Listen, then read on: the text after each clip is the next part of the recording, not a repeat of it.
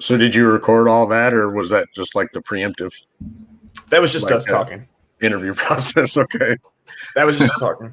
Hey Like I guys, said, Savage Recover here, back for another video. So I was on a panel the other day on Sunday on Tommy Sotomayor's show, and there was a man on the panel before me. His name is Blake, and I proceeded to call him or say that he was talking from a place of a feminist, and he decided to follow me and email me, and we are now having a live discussion about that topic or about some of the things that I had said that he didn't get to address while I was on the panel. All right, so you can kick it off. yeah. So we were on the panel the other night, and there was 4 things listed, and it was basically Tommy Sotomayor was asking people to call in and rank them in order of importance, and it was spouse, family, children, and God. And I came up with the order of spouse, children, family, God. Spouse being the most important. And the discussion proceeded from there. And I said some things about a relationship with a spouse that Savage took issue with, and about my language, most particularly, not necessarily my ranking or anything like that, but the way that I expressed myself, softening of language, and he tied it to feminism in that respect. And the discussion that we're going to have, we have an outline really, and I just wanted to talk freely with him and see what his thoughts were. He was an interesting character, and I think we probably agree on most things, but it always seems to be whether you're on Facebook, Twitter. I don't do Instagram, but even on YouTube, people always see that one thing and take offense and never really get a chance to talk one to one, to hash things out and to come to any kind of understanding of one another or their perspectives. So that's why I did this, and I hope it goes well. So for me personally, you have to always have God first, and then you have to have, like, if you're on an airplane and you have children, they tell you that if you're crashing, to put the oxygen mask over your face first, Right. not to put over your kid's face first, because you're going to pass out and you're not going to be able to save your kid. Right. So by putting God first, that means I have some sort of morals. I have some sort of discipline that all the other things are going to fall in beneath. When I put a woman first, I'm now turning my back on my morals. I'm now turning my back on God, because a woman by nature is selfish. Whenever you watch Tommy talk to these women, you can see them say something and then they'll move the goalpost. Then they'll move the goalpost. And as a man, if I'm putting a woman first, I'm never going to achieve that thing that she's saying that I need to achieve to make her happy, because it's always going to shift. And if I'm always changing what I'm doing to please her, I'm neglecting my children. Like, the part of a man is what's doing what's right and not doing what's wrong or what feels good. Like, I don't get up and go to work when I'm tired because it feels good. I do it because it's what's right. And a lot of people don't understand we've lost the idea of morality and right from wrong. If like, for example, women like to do stuff that feels good but isn't necessarily right. Like, they'll justify abortion as their choice, even though it's still murder. Regardless of how you put it, it's still murder. But they'll also tell you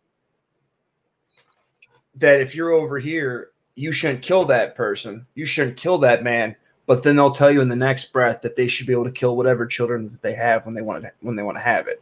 So that's why I don't go by what women say. I put God first. I go with what He says, because I'm held to account by God and by the government and by the things above me. Everything needs to fall from me down. because I'm the order. I'm what's set, like I'm the boat. I'm the water that rises all boats. What's your take? Well, well, anytime we talk about religion and God and obviously human relationships, it's a big topic. We could all get long-winded, but to start out with, when you talk about the Bible and even other religious texts, it's a historical document first, even to non-believers. And in that sense, there's a lot of wisdom. There's a lot of documentation. There's a lot of life strategy. There's a lot in there that is applicable even to people that aren't believers. I happen to be agnostic, so basically, my take is I don't know and I can't claim to know. Um, and because I adopt that stance in life as far as religion goes, I tend to want to deal in the real. And like I say, there's wisdom and life strategy and lessons and all sorts of things in any number of historical texts, even religious texts. Obviously, historical texts or religious texts. Pardon me. Um, when I said put your spouse first, that's a negotiation. It's a relationship. It's not the man puts his wife first and she doesn't care. That's a covenant. That's an idea. That's a contract, meaning she's supposed to put me first and I'm supposed to put her first. And the relationship for the rest of our life flows from there. As long as you have that solid stance and foundation, children are going to do well. Your life is going to proceed well. Your children are going to be raised well. Your relationship to your family will be maintained. And it comes as sort of a given that your relationship with God, if God exists, if it doesn't, whatever you believe is always there. It's always in the background. That should come before, I think, even the consecration, the idea of the relationship, the talk, the negotiations, because they do happen. Um, God and your relationship with God is not an active one. It's sort of a ethereal, a philosophical, it's not real in the same way that your relationship with your children and your family and your spouse is. Um, to start off with that, those are my thoughts. Well, if you're gonna go based on the idea that your relationship with God isn't real, but your relationship with your family is real, how do you know that your mom is your mom? Just based off evidence, the birth What certificate, the evidence? fact that she took responsibility for me, probably just the relationship. She said and took responsibility and said, "I'm your mother. This is the relationship. I'm responsible for you. I'm going to teach you. I'm going to feed you. I'm going to attend to your needs." But what proves that to The you? reality is the relationship, I would suppose. But what proves that to you? Like, how do you know that you weren't adopted? What proof do you have that that is biologically your mom? Well, you can do a DNA test, but the relationship supersedes that. I mean, in the course of adoption, they take all the responsibility that even a biological maternal mother or a biological mother or father would. The idea is the relationship and the responsibility. But you can't. If you took a DNA test to your mom, it would just say that you're related. It wouldn't say that that's your mom. So you're having faith that that is your mother. There's no value to me. Well, I shouldn't say there's no value. The value of the relationship supersedes and is way above and beyond, even in a completely different realm than your DNA characteristics. I understand what you're saying. I'm not arguing that that's not the case. But Right. what I'm saying is you've gone your whole life being told that's your mom, but you have faith that it's your mom. There is actually no tangible evidence that proves that to you. So a lot of the things that we have in this world are based off of something that we just believe. So that comes down to what you value. You're going to value your relationship with God based off faith. you're gonna value the relationship with your mother in the exact way that you have faith in what she said to you. Because I could easily make a fake document. Your mom could have had a document faked. She could have. You can get a DNA test, and it won't come back and say this is your mother. It will say you are this % related. Right. The only way that you can tell if someone's a father, the only way that you can do a DNA test is through the father. So you're right. Like, I'm not arguing that you're not right, but what I'm saying is having faith in things is what makes us comfortable. Like, having the belief that these are our parents and not overthinking that makes us feel comfortable. We base it off the merits and the work of the relationship and that alone. Yeah. So when it comes down to religion, there are plenty of things that you can, or when it comes down to God, there are plenty of things that you can see that, like, I have had personal experiences with God that allows me to know that God is real. I have not seen a man in the sky talking to me through the clouds. I've not heard voices or anything, but I can definitely look back at times in my life, and there definitely was God working his hand in my life, and there's no other way to explain it. So at the end of the day, if you are going to go off the Bible, which that's what that conversation was about the Bible. When I came in, they were talking about, they pulled up, like, Bolo pulled up the Bible and quoted the part about being submissive. Mm-hmm. If you're going to go say you're a Christian and you believe the Bible, then you have to go off what the Bible says. That's just, it's simply put. And if you don't believe in the Bible, then you don't have to believe in the Bible. That's fine. But the Bible, I'm right. Like, based off of what the conversation was with that Bible, I was right. The woman is submissive to the man, and the man is responsible to God. So in that sense, I'm right. But faith is a whole other thing. Like, a lot of people get caught up in the idea that the Bible is religion, and the Bible it's not a religion. The Bible is a book, and the religion is based off the book. So the problem that a lot of people get led away from God from is the fact that they see the flaw in man through religion. And the Bible clearly states not to get caught up in bloodlines and not to get caught up in traditions, which religion is a tradition. Those are traditions that are passed on and practiced by man, but the Bible says not to do. There's a lot of things that people go and they don't read the Bible. They don't look into the Bible. They don't actually know what it says. They just go to church and feel good about it. Yeah. When you were talking about DNA tests and stuff like that, if I grew up with somebody that I had faith was my father, and I turned 18, and he was a good man, and he taught me, and provided and guided and all these kind of things. And when I turned 18, I found out he wasn't actually my father; he was my uncle. Now, I still had a relationship with him. He still taught me all these things. He still provided. He still cared for me. He still protected me. It doesn't matter because I experienced those things. I had that relationship. Now, you can't experience God in whatever form or fashion that you believe in that same way. You don't have to have faith in the person that you have a relationship with. You have to have faith in God. And I spoke to kind of a different way of looking at things. Was God is thought of or referenced as the creator, and to me, as a dependent, as a creature, a baby, an infant, you're dependent upon your creators or the one that takes responsibility for you, whoever it may be, as your parent.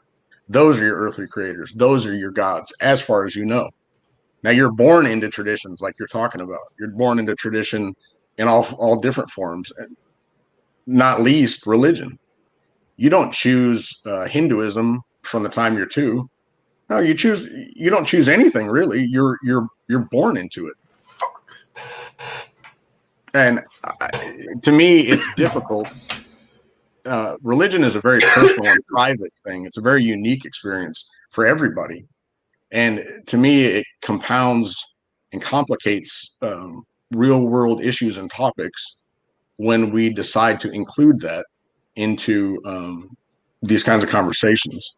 Now, when you were talking about a woman being submissive, and I said that I agree with you as a historical document, as an account of human life, the Bible and other religious texts, the same with plays and novels and all sorts of things, are good sources of strategy and wisdom and lessons.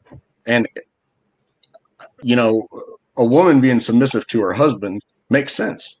It makes sense in this way, as far as I can see it.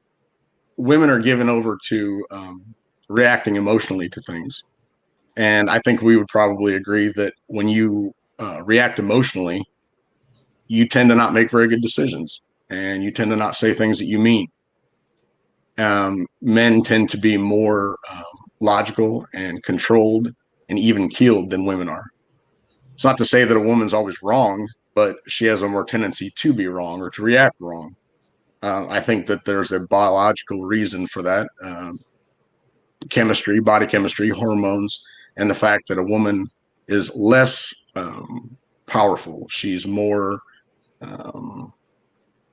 susceptible to any number of different things on the other side of childbirth, and she's not as strong, and she can't do things the way that men can, and she can't interact with people because she has smaller stature the same way that a man could. She doesn't understand physical violence. Maybe she's not capable of these kinds of things, so they tend to react emotionally. I think that makes sense, and that's the background to me in the real world experience behind the idea of a woman being submissive to her husband. That makes sense to me.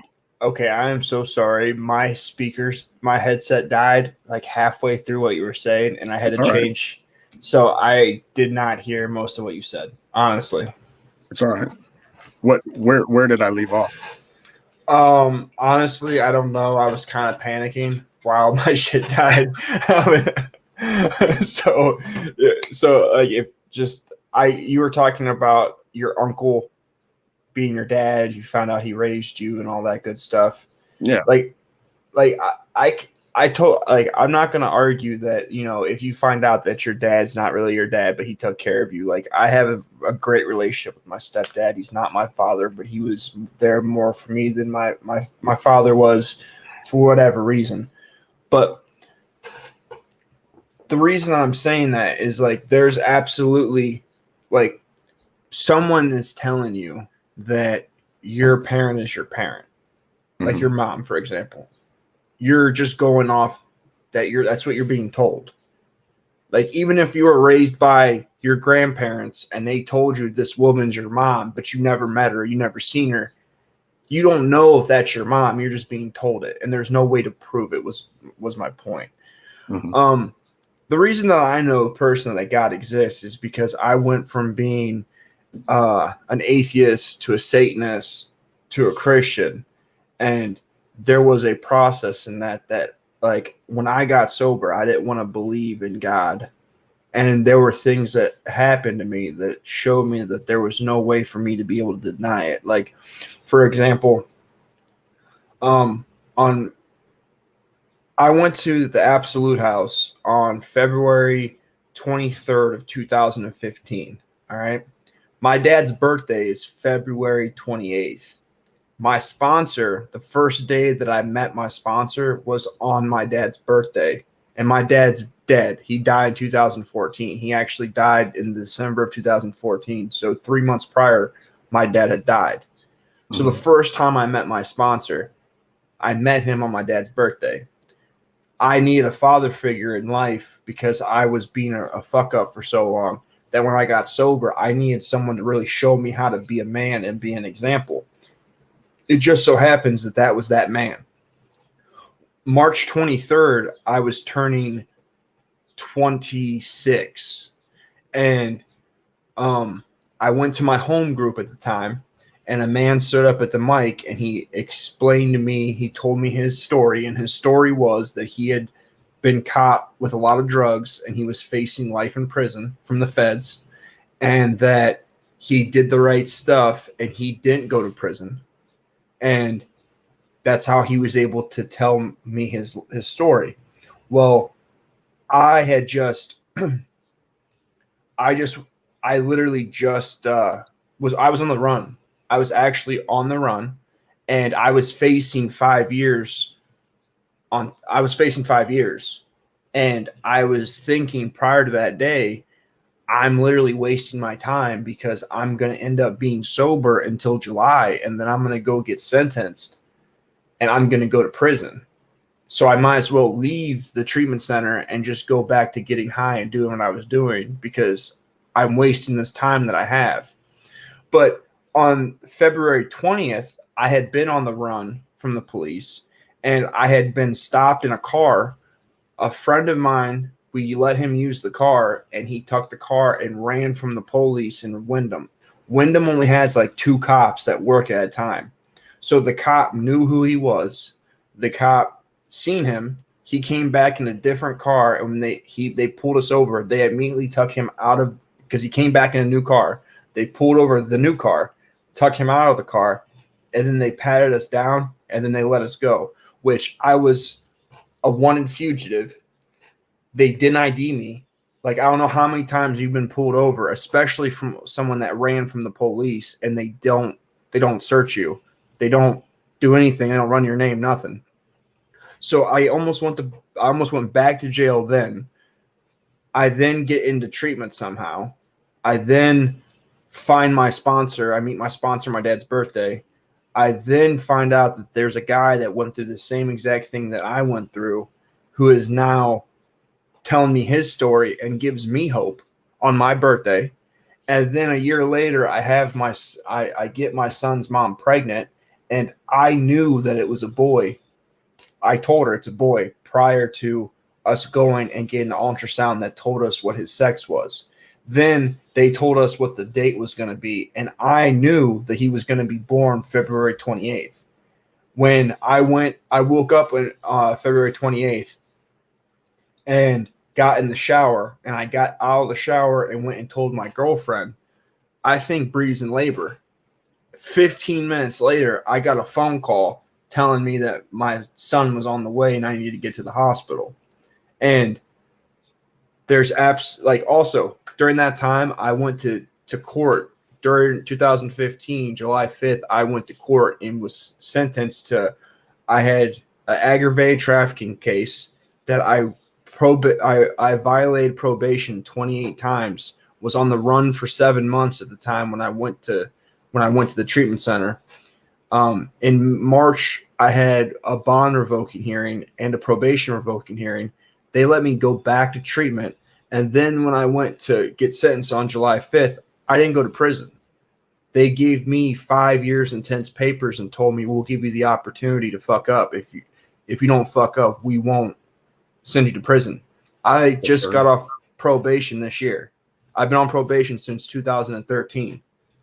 And I caught a felony 4 aggravated trafficking, pled down to a felony 5 possession, and then caught a tampering with evidence a year later. And I didn't go to prison over it. Like, there's multiple things that have happened in my life that I should have died, or something should have went the opposite direction. And there's no other way to explain it but God. Absolutely none. So in the course of all that, what do you think was the primary reason that you got into drugs and like Satanism and that kind of thing that you were talking about? What do you think led you down that path?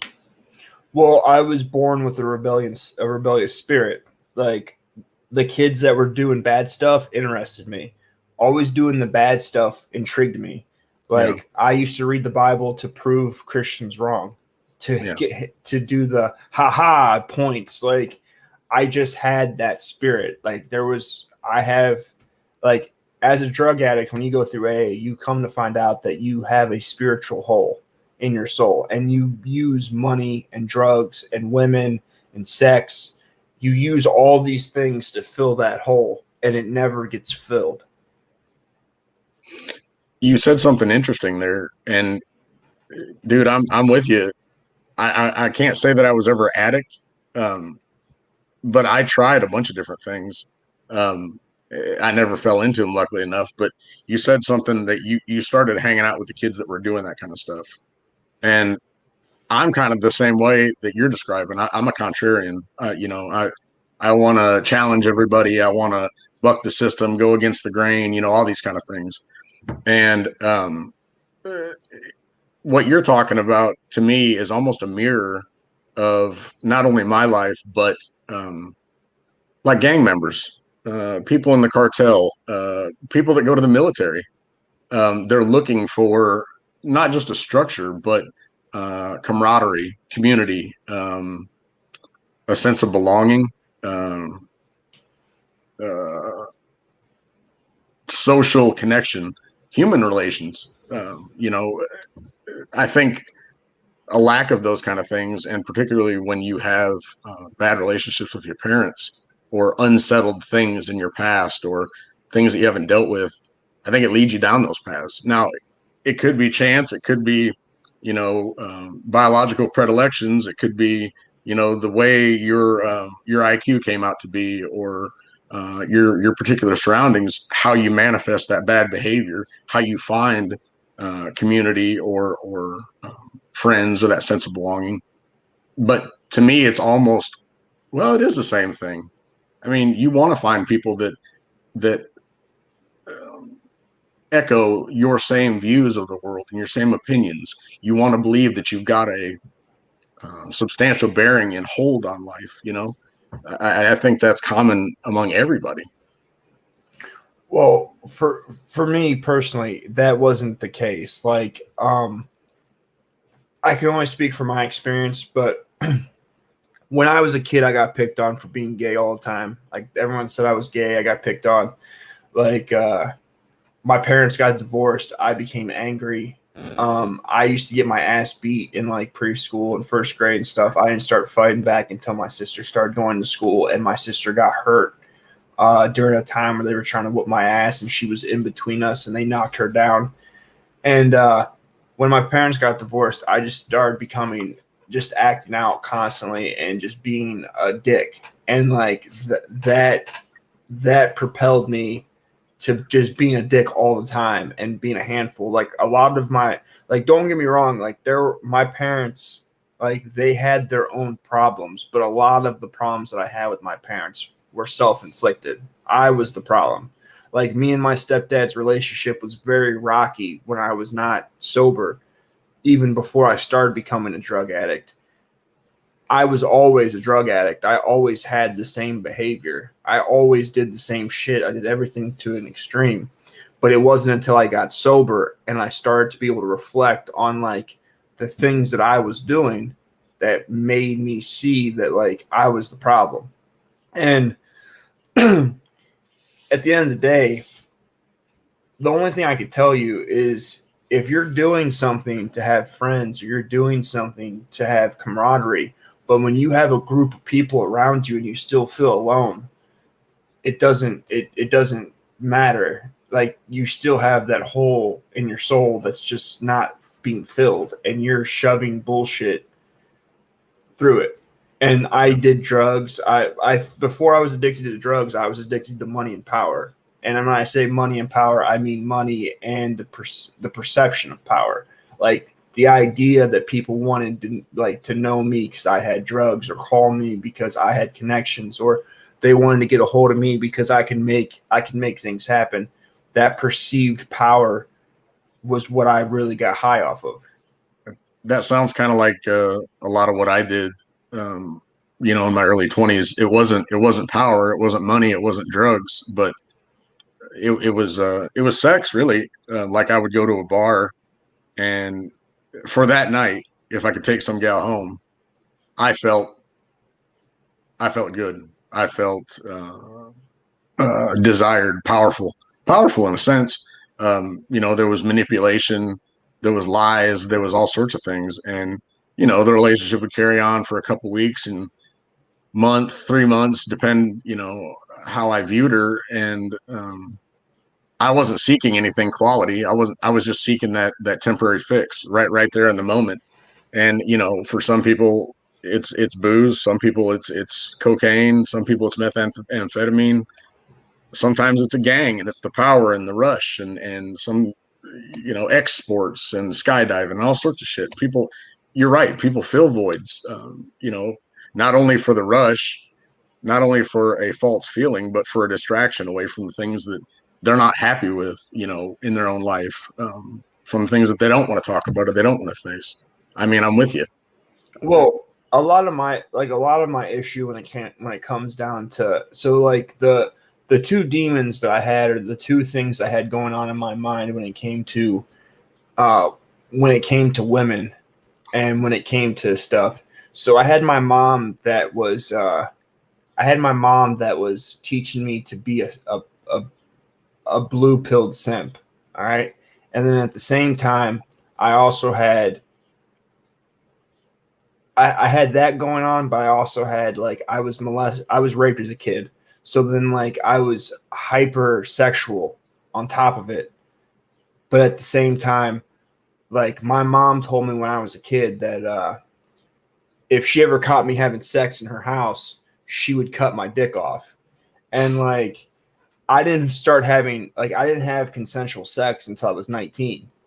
And at that time, I was selling drugs. So the mixture of me starting to sell I wasn't starting, but I was selling drugs, and me starting to have sex, I literally, being the drug addict that I am, just, like, made up for lost time.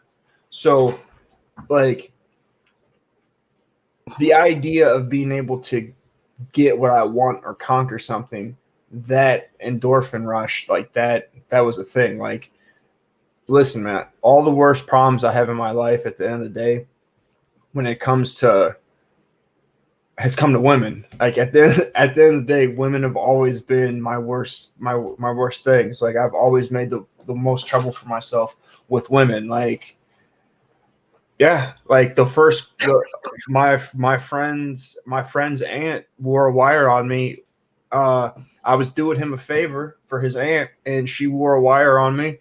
And that was the first time I've been arrested for a felony. The second time I got arrested for a felony, I was in an apartment with this dude, and he ended up almost dying. And his roommate was a woman who snitched on me, and then my mom wrote a statement on me. Like, at the end of the day, every bad thing that's happened has always involved a woman, either my doing or indirectly my doing. Well, so women are always going to be there, right? They're not going away until, maybe the species ends. But so from a man's perspective, and I hope that you can kind of get in the same line that I'm looking at this, but women want to be accepted by men, generally speaking, because they're social animals, and men are social animals too. We want to be accepted by women. We don't see women as a threat, a physical threat, that is. And so I think we have a tendency to let down our guard. If one woman speaks highly of us, it's going to go out in the community, into the social network, as it were. They say good things about him. He does X, Y, and Z. Maybe he's really good in bed. Maybe he handles his money well. Mom talks to the community and says, my son's great. You need to date him. I think that's why we leave ourselves open to what you're talking about, those circumstances where we have hopes. We think that they're going to, accept us and, hell, love us, get into a relationship, talk good about us. And then it's a big letdown when you open yourself up like that to any human being, not just women. And then you're tread upon, you're shit upon. It's a huge letdown. I mean, I get you. And we're mortal and we're risk averse. So every time something bad happens to you, you look at patterns and you say, okay, well, there was a woman there, and there was a woman in that one, and there was a woman in this one too. And I was acting in the same way in all those situations. Now, to me, it's better to look at yourself and to self-examine than to just say, well, it was women. I don't know if you're following me, but Listen, I'm telling you right now, I'm terrified of women. I'm terrified. I'm I absolutely, understand. I'm terrified. Like, I don't, I'm not, I might not be afraid that they're going to whoop my ass, but I let you know that I'm terrified of them. Regardless if they're whooping my ass or if they're fucking me through the ass from the court system or they're doing the reach around where they take my wallet. Like, I'm just terrified of women. Like, I'm at that point in my life where I don't even really want to deal with it.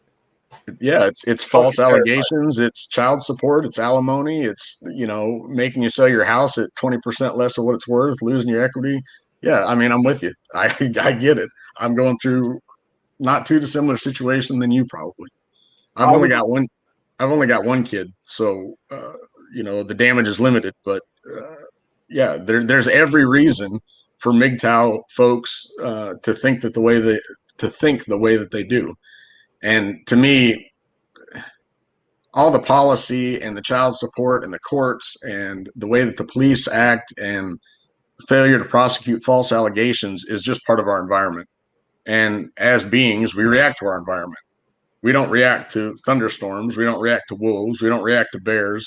We don't react to warring tribes the way that we did 500 years ago. Now our environment is predominantly government. It's predominantly all the mechanisms that you're talking about that women use for their advantage. listen, I would rather sleep in bed with a timber wolf than sleep in bed with a woman right now. I'll take my chances with that wolf. Like, I'm with you. I'll have a whole fucking pack in my house. I don't want one woman in my house. Like, I am fucking terrified.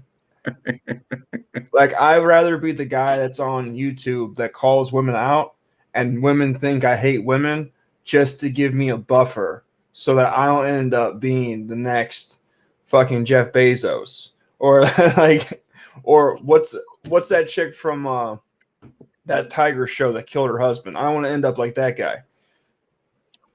I don't know. Hey, the okay. So my daughter was a year and a half, and I was with her mother. We weren't married, but I was working two jobs, and she wanted to go out and do something that night.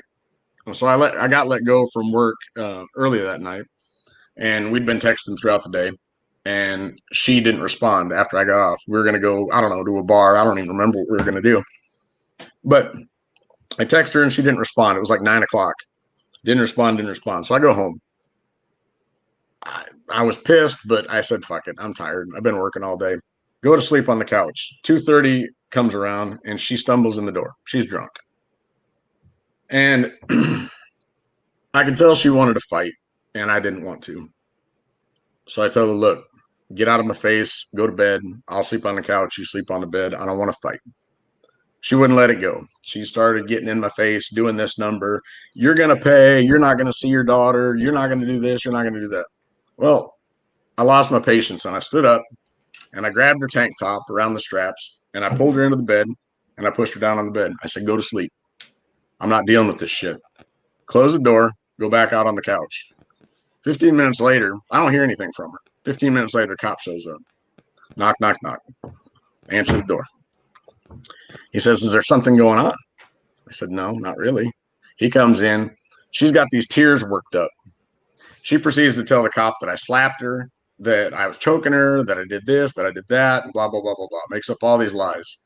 And maybe it's a God moment, maybe it's not. I don't know.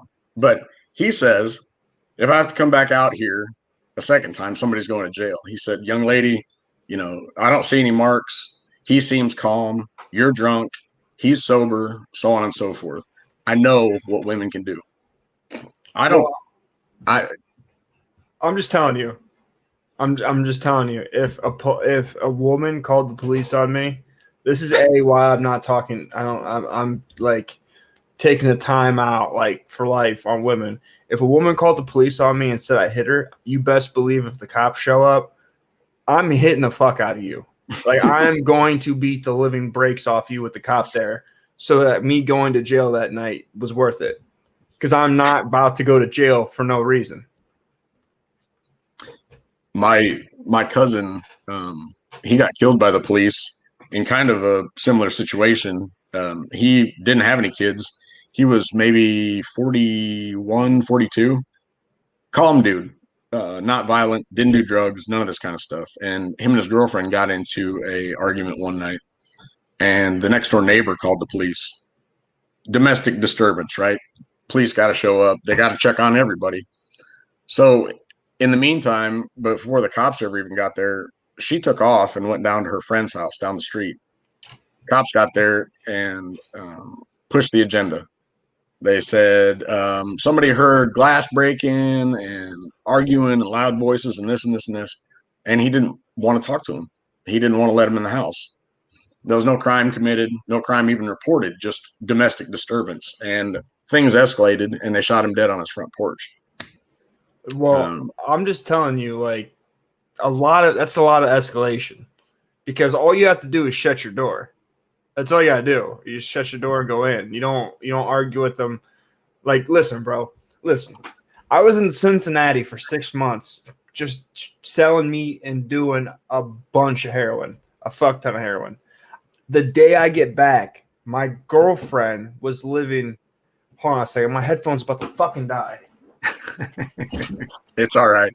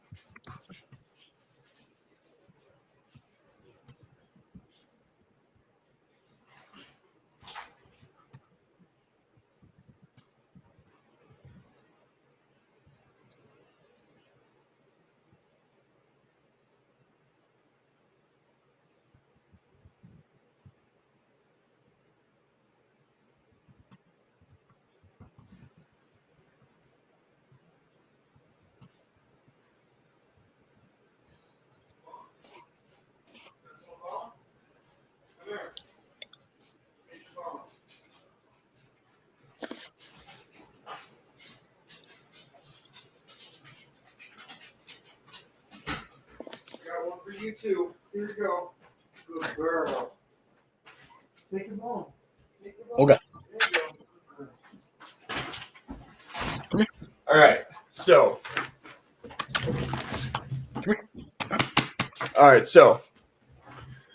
I had been on the run for like 6 months. I just get back, and then me and my girlfriend are at my parents' house for some reason. We're by my parents' house, and we get into an argument. She drives down the road. I follow her up to the gas station, and we're sitting in cars. There's a parking space between the two of us. Her passenger side windows rolled down, and my driver's side, and we're arguing back and forth. The police show up, and they say that they had a report that I was beating the shit out of her. And I was on the run. There was a warrant for my arrest, and the cops show up. I was like, what are you talking about? Like, I never even got out of my car. How was I beating her ass? I could not flex my rights on them because there was a warrant for my arrest, so they ended up taking me to jail anyways. But, yeah, like, just me being in a fucking parking lot, I ended up getting arrested for beating a woman. I'm like, I'm not even out of my car. This is bullshit.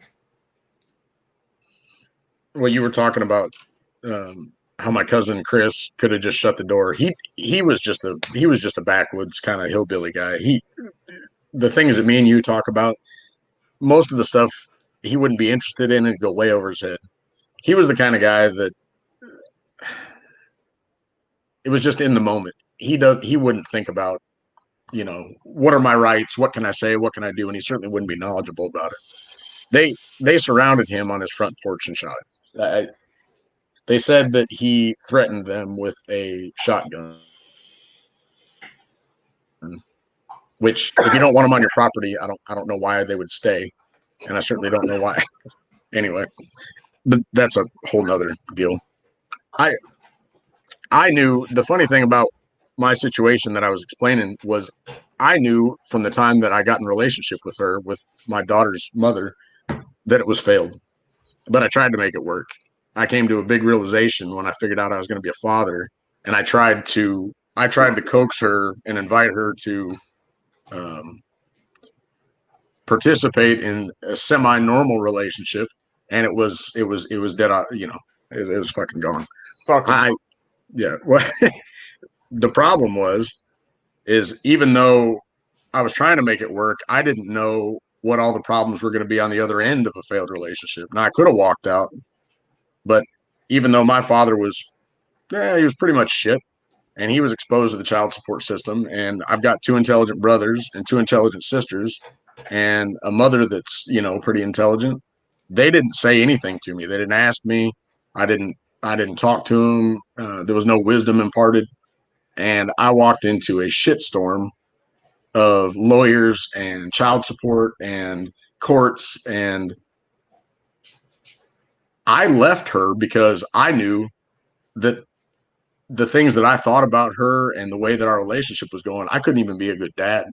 I couldn't get it off my mind. It was just always there. And I couldn't get around the fact that we can't talk. Well, she was a bitch. She's this, she's that. We got all these problems. I couldn't even be a dad until I got past that stuff.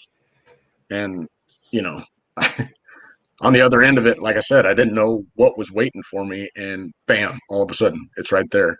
You know, she's got custody by default. You got to pay lawyers money to come back, hearings and fees. And it's just. Listen, this is where I'm at in life. All right.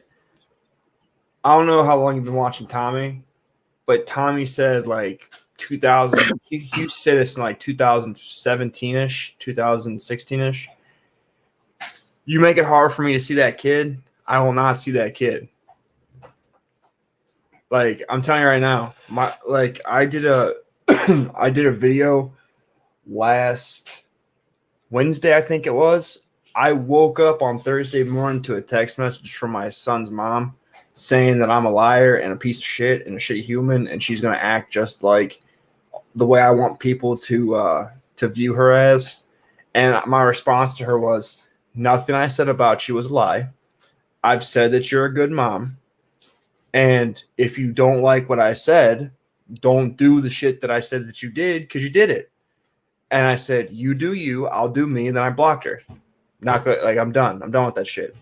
My daughter's mom, she's literally tried to destroy every part of my life except for where I work. That's the only thing that she hasn't fucked with yet. She fucked with the girl I was dating. She fucking was getting high with my kid, getting high while she was pregnant, like begging my family for money and shit, like what she was using, all sorts of fuck shit. And CPS didn't care. And then she thought it was a good idea to take my kid to a rehab center. So I said, fuck it. Like, you're going to be I can't have a relationship. And I can't talk to you. I can't have any sort of communication with you because you try to maliciously go after me personally in my life.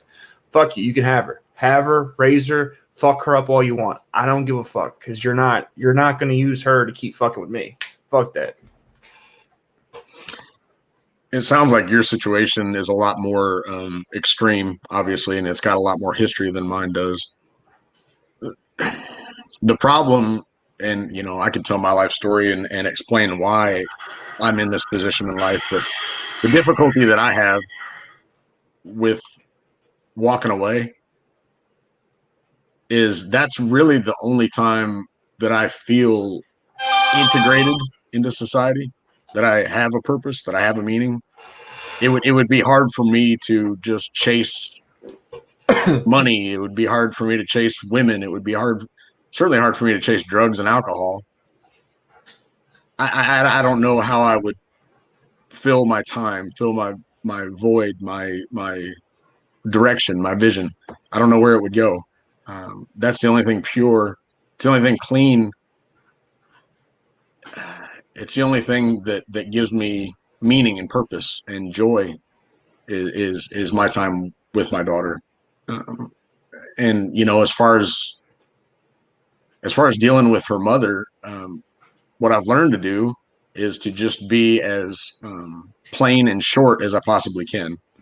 The more we communicate, which this is fucking sad, but the more we communicate, the more things tend to get off the rails. She words things in a particular way, and it bothers me. And then I challenge her, and she doesn't like to be challenged. She certainly doesn't like to answer questions. And then it just, it just goes haywire. And I can't risk my relationship with my daughter, and definitely not a pocketbook, on any more of that bullshit. So Google user said I would want 100% custody if a woman tried to take my offspring away from me. All right, so Google user, I'm gonna break you down a scenario. My daughter's mom admitted to CPS that she was getting high with my kid. All right, admitted that she was using heroin around my kid. All right, CPS did not take my child. CPS did not give me my child. All right, CPS thought it'd be a great idea to put her in a state-funded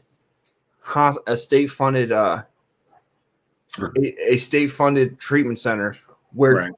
women have their kids, and then the system is going to get her into a sober living situation, and then after that they're going to get her an apartment and a job. Like, the system is doing every single thing that it can do to make sure she keeps that kid. And when they wanted to give me visitations, they wanted to give me supervised visits, even though I've been sober for 5 years. She had 3 months of sobriety in treatment, and they told her, "Oh, bro, I'm just telling you, one is great. Like, wanting is awesome. I want a lot of things, but it's not possible in Ohio where I'm at, man. Like, just for me to go get an attorney." No, just for me to go get an attorney, bro, is a $5,000 retainer. I had $8,000 in legal fees to get custody of my son, and I got 10 hours a week because I can't afford to keep fighting. That's what you don't understand. When you go to court, you pay for everything. Like, I had to pay for everything. My kids' moms, they don't pay for nothing. Savage, are you talking to somebody in a chat somewhere? I can't hear you. Are you talking to somebody in a chat? Hold on a second.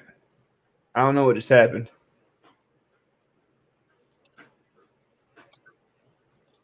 Yeah, I can hear you now. Were you talking to somebody in a chat? Yeah, Google Okay. users in the chat. Yeah, I mean, I went through something similar. I gave an attorney $2,100 in a retainer. All I asked him to do up front, the first thing I wanted him to do was to get me rights in writing. That was it. Just to say that I could see my daughter at least every other weekend. And I was going to address everything on down the road, because she was keeping her from me for 3 weeks, 4 weeks, 5 weeks, changing things at the last minute, being really malicious and manipulative, and playing with her emotions. And there was one big scene that we had here one night, and most of it I think was out of jealousy. But I know, and whoever you're talking to, yeah, they use the system. It's part of their environment. It's a tool. They use it in any way possible to get money, to hurt you. And the strange thing is, I mean, it's hard for me and you and guys in our position to see this. And I said this to Tommy a couple times, but I don't think it actually makes them happy.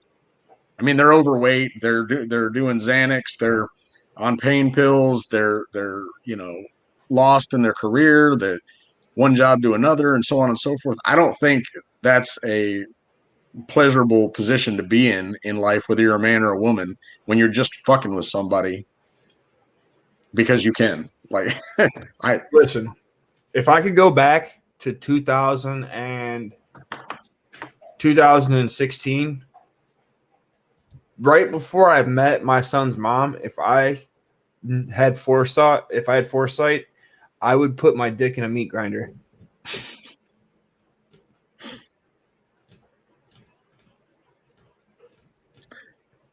I'm glad I have my daughter. I mean, I'm the last guy in my family. I'm the last lineage of my father that has his name. All of his other sons don't have his name. But at that cost is just like, dude, I'm telling you, like, it's ridiculous. It cost me $1,000 just to have 2 hearings to get my child support lowered, and 3 hearings or some shit. Like, after I was already paying a ridiculous amount. Like, I don't want to be. Yeah, I just don't like, dude, I don't even want to be a father. Like, you want to be on some fuck shit, I don't have to be there. I'm not going to be a part of it. Like, I'm not jumping every time you call me. I'm not your bitch. I'm not doing it.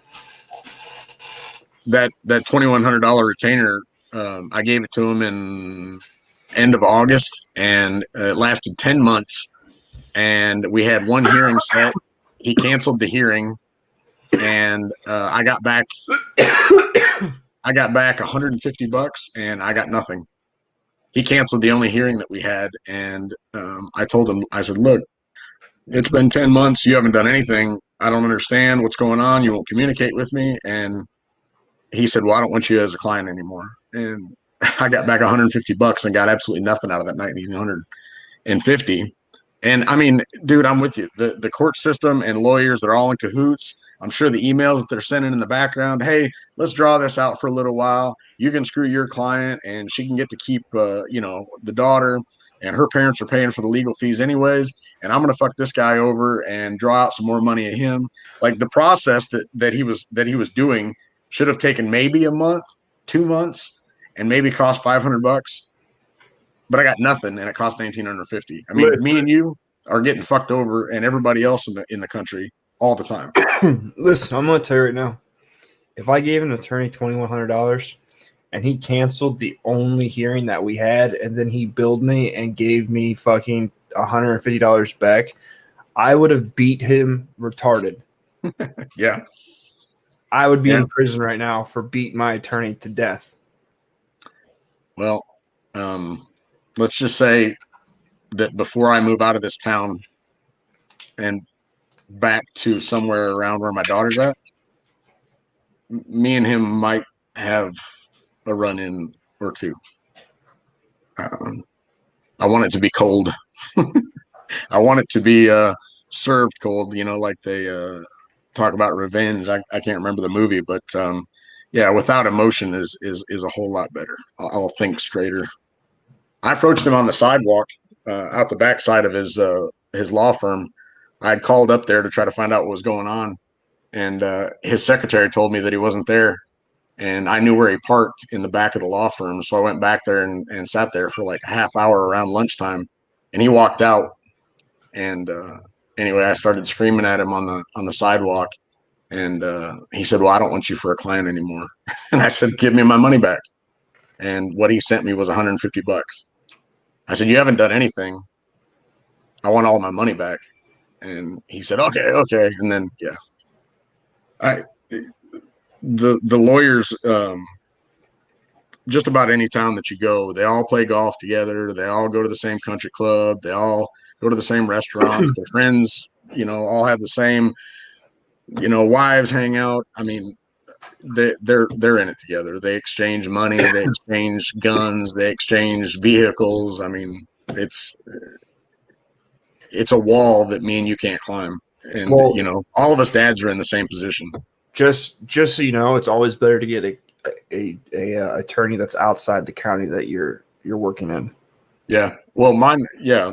I'm in White County, and that was where my attorney was, and everything was down in Garland County, which is like an hour and a half from here, and it still didn't work out. I'd have beat his ass. I'd have beat his ass right there when I called up there and he told me that he wasn't in, and I saw him walk out. I'd have beat the fuck out of him right there. Yeah. Well, let's just say it's crossed my mind about 1,950 times at least. And the thing of it is, you can take it to small claims court, and I even looked into it to civil court, and had all the documents and stuff. And I was like, what are the chances? What are the odds that they'll even hear my case and judge for me? Give me a judgment. I was like, how many of these people up here does he know? And what I found out later is I was basically the last case that he took in family court because he wanted to get into criminal law because it makes more money, gives him bigger status. He's a Democrat, by the way. I didn't know that up front. If I'd known that, then I probably wouldn't have retained him at all. But well, listen, man. Like, I don't know what you do for work. I don't know nothing like that. But I can tell you right now, the amount of money that I get cut from my income off of one child, and like, it's ridiculous. Like, it is absolutely ridiculous. Like, I have to go to child support again for my daughter because I'm not paying child support for my daughter yet. Yeah, Nate, Wynn, you're right. Two wrongs don't make a right. It just makes you feel better. But guess what? I'm gonna give you a little tip here. So if a person breaks in your house and you catch them stealing your TV and you break their legs, do you know what they're probably not gonna do? Even if you go to jail for breaking their legs, they're probably not going to come back to your house and break in and try to steal your TV. When your girlfriend cheats on you and you come home and there's a dude in your bed and you smack the dog piss out of her, no, it probably isn't going to happen. She's probably not going to cheat on you again. A lot of the problem in society is people get away with doing fuck shit and then they think it's okay to do fuck shit. Sometimes you have to take an L to prove a point because right is right and wrong is wrong. And there's too many people getting away with wrong and they're never corrected. It's just the truth. You know, one of the things that's kind of frustrating for me is all this political talk and everybody's talking about income inequality and everything like that. The funny thing is you can trace just about every social ill back to broken homes. And to me, what would make the most sense, save the most tax dollars, and probably solve 90% of our problems in this country, just make marriage a legally enforceable contract. Give men rights by default, make it shared 50-50 custody. That would defund the system. Huh? That would defund the system. Well, right. Yeah. There's all sorts of problems and obstacles and blockades to getting that done.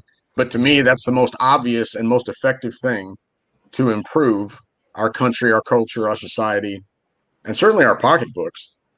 I mean, to me, it would even be better for women, even the environmentalists. I could tell you that if families were intact, we would be living under one roof and only using one set of utility bills. You could make the case to the blue hairs and the Green Party and stuff and go, hey, what if we had all these extra houses for all these homeless people? Because instead of single guys living on their own in a 2-bedroom, everybody was living under the same 3-bedroom house, because they were still married. And I mean, there's all sorts of ways to kind of peddle this and sell it to people. But to me, that's the most obvious thing. What about civil rights? What about men's rights, body autonomy? What about all this stuff? And then you get people on there going, oh, but you're just a misogynist MRA. And people don't even address the idea that, look, this is our future. This is our family. This is our progeny. This is what we're here for. But we can't discuss this. Why? I don't know. We'll see. So Nate Wynn, you said that maybe so, but you're not going to risk your freedom. You're not going to register freedom? Is that what you're saying? No, he's not going to risk his freedom. But the one of the founding fathers said, give me liberty or give me death. Right. So if you're unwilling to risk your freedom for a purpose, you might as well be dead because you're just enslaved. Like the idea that whenever I'm sure people have come across this, when people do something to you and you catch them in public and you have a confrontation with them and they said they're going to call the police. They're using the police to then enforce their bullshit to get you to manipulate you into doing what they want because they got over on you. At the end of the day, I've been locked up many of times. I'm not afraid to go do some time. What are they going to do it? At most, I'm like, if I beat someone up, the most time I'm going to do is like 30 days at most. So I don't really care about that. What bothers me is the amount of money that I spend or I lose trying to live. That's what really makes life miserable. Like when you make 42 grand in a year and then you only get to keep 15 or 25,000 of that money, and then you have to pay medical bills on top of that for your kid. Oh, listen, bro, I'm gonna risk my freedom over anything, that male or female, that's right. Just that simple. Like, I don't even have to do anything for a woman to put me in jail. She just has to say I did. So, like, at the end of the day, I live on my feet, not on my knees. But the thing that bothers me is, like, right now, I bought a $500 beater because I got tired of putting money in my truck. And, like, before I ended up going to court, I had good credit. I had credit good enough to where I didn't need a co-signer for nothing. As soon as I started going to child support court and all this shit getting drugged back and forth to court, my credit is trash. Like, I literally live off of maybe $500 or $600 a month in expendable income. Everything else is bills. Like, everything else goes to bills because I can't keep it. I'm not able to keep any of my money. And, like, I don't even know what's about to happen when I go to court with my daughter's mom, because I already know that the court system is probably gonna fuck me in the butt there too. So like that's the hardest part about dealing with this shit, is just like they have no concern about the father, and anything that you go to do, they want a piece of it. Like, if I was to start a business, they're going to want a piece of that. Like, if I do anything, I have to fucking pay more money. Like, it doesn't matter. And I can't get affordable housing. I can't get food stamps. Like, I can't, like, there is nothing that's to make my life easier, but anything I do to make my life easier, I have to pay more. So it doesn't do anything. Nothing. Like, once you get into child support, there's nothing you can do. There's nothing. Unless I win the lottery and I get like $1 bajillion and I make enough money to where the child support payments don't really matter to me, it's just an endless cycle of being fucked in the butt. That's what it is. Yeah, I made similar money to what you're talking about, and I was paying $102 a week. Plus, I had to cover on my insurance, which was like another $30 every 2 weeks. And you're looking at all this money that you're paying, and of course, it's after tax. And you're going, okay, I almost make on paper twice as much as she does. She works at a cafe, she gets tips, she doesn't claim it. And by the end of all this, she claims the kid on her taxes, she gets the credit, she gets the write-off, she gets all the child support, and you're going, I don't even have legal rights in writing to see my kid. The $102 plus the insurance is supposed to be my share. Well, what's her share? And why don't I get to claim my kid if I'm paying child support? Like, they don't even value time. Like, the kid's like an asset, like a property that just produces money for whoever owns it. You know what I mean? They don't even address the time before they go to the money. Our system is really, really sick, and I know you know that, but it can't be said enough. Like, cold as ice. So Google says, what about getting fired from your job if you go to jail? I wouldn't get fired from my job. I work in the trades. Guys getting locked up and going to jail, that is quite common in the trades. Obviously, if I get arrested for something crazy like children or murder or, something that most people don't agree with. But if I just go to jail for a week, like, they're not going to care. Like, there's plenty of people that have went to jail in the trades for child support or bullshit with their spouses and whatnot. And that's the great thing about having a trade. You can always find another job. But where my kid's mom's on birth control. So my son's mom was not on birth control. And I don't think my daughter's mom was on birth control either. My FBG Duck of Chicago was shot and killed. Damn, I was just watching a video of him the other day. But anyways, so my son's mom, when I met my son's mom, I didn't think I could have children. I had been having sex for years without condoms, without pulling out. I could not back out of a driveway, let alone out of a woman. And I never had a late pregnancy. I never had a scare. I never had any sort of situation like of that. And the first time I had sex with my son's mom, she got pregnant. With my daughter's mom, I had sex with her on her period. She was now on birth control. Somehow I got her pregnant in the middle of her period. I don't know how that happened. Her period date was August 25th is when it started. Her conception date was August 28th. I don't know how that happened. I have the worst luck in the world. Yeah. When the last time I got my child support modified or whatever, I got a different job and I was making less. And so I filed all the paperwork and I was making a lot less. I was trying to get closer to my daughter. But anyways, my income went down by 28%, something like that. And it took 2.5 months after I filed the paperwork to get the hearing. And I go to the hearing and miss a day of work, of course. And I go in there and I'm talking to the attorney for the child support enforcement. And she's telling me how everything's going to go and so on and so forth. And she's like, and just so you know, I'm going to waive the attorney fee. And I said, what attorney fee?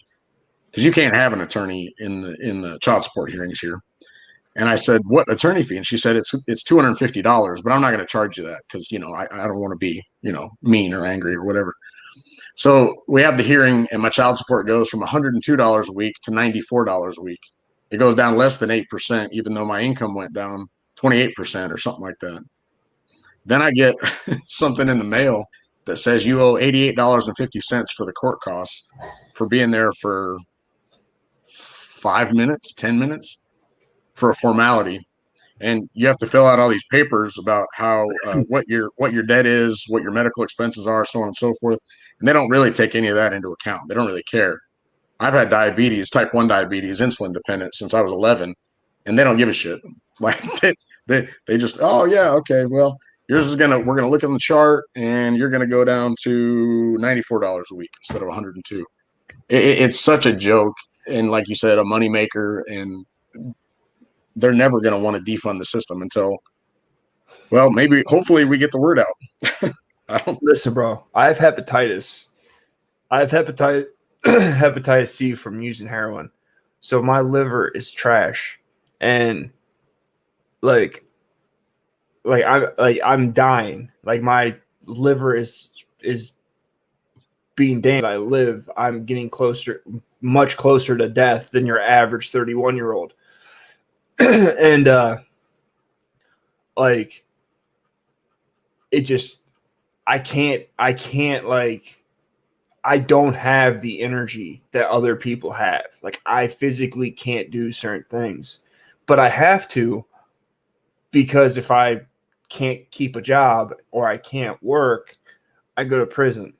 When I went to fill out my child support payments, when I went to fill out the child support, they wanted to know what model car I drove. Yeah. Like, what does it matter what car I drive? Like, what does it matter if I drive a Lincoln or a Ford? Like, what does it matter? They want to know the year and the model because they want to base how much money they can take from you off your car. Like that's what that's for. They want to know, or repossess it or figure out how to track you down. Yeah, but they can't take my car. Like if I own my car, you can't take it, for one. Two, I'm probably making a payment on it, so you can't go to the fucking bank and get the bank to give it to you because I owe money on it. So fuck you guys. It's just they want base. They say it's a calculation. It's numbers. Yeah. It's not. It's not. Like that's a lie. They yeah, the chart and stuff, it's all a big damn joke. Matter of fact, today I got a phone call from the Child Support Enforcement Office, and they said, "Is this Mr. Barber?" And I said, "Yeah." And they said, "Well, we're showing that you're $850 behind."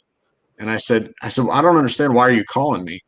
And I said, I've been further behind than this before and, made it up. And she goes, well, we just want to know what you're going to do about this. And she said, you're going to be $1,200 behind by the end of the month. And I said, well, the federal government still owes me my tax return. And she said, oh, yeah. And I said, yeah, it was like $660 or something like that. She goes, well, we show that that's paid. And I said, well, I show on your website, it shows my payment history and that money hasn't come through. She goes, well, I don't understand that. And I was like, I've paid over $34,000 in child support and you're going to get on my shit for 850. Like, you're calling me for what? They put a lien on my passport, said I couldn't get a passport. It's such a joke. And the funny thing about it is her mother, they go on trips all the time. Parents take care of them. I think she's even, well, never mind. I shouldn't say this publicly, but yeah, they're just fine. And I don't have any rights to actually see my daughter, but hey, you owe us $850 after you paid 34,000. Well, here's the best part of that is it's COVID. Like, shit's been locked down. People are out of work, and they furloughed evictions, but they didn't furlough child support. Fuck no. Shit no. Oh no, they're going to come after you with everything they got. Yeah, if everybody's under all these strains and stresses of our environment and the finances and the market and losing jobs and stuff, and we're going to give out stimulus, but you don't get it because you're a dad that the state says you owe child support. Fuck you guys. What am I, less than human? I've got expenses. I've got worries. I've got bills. Fuck you guys. Yeah, we're just going to take your money because you're not the same as everybody else. Listen, bro. Listen. So my son's mom, when she claims the kid, when she claims her daughter and my son, she gets about 8 to 10 grand back every year. Mm-hmm. So she got like 8 to 10 grand back this year. And then not only did she get 8 to 10 grand back, but then she got $1,200 for her stimulus check. Plus, because she got the file for my son, she got $500 for him. She got $500 for her daughter. And then to top it off, she also is going to get this second stimulus check, which is another $2,100. Then on top of it, she got laid off of work because of the COVID. So then she got this $600 a week pay on top of it. And my job's essential, so I had to work. I didn't get furloughed. So I got paid basic pay, and she got laid off for months and was making more money than I was making.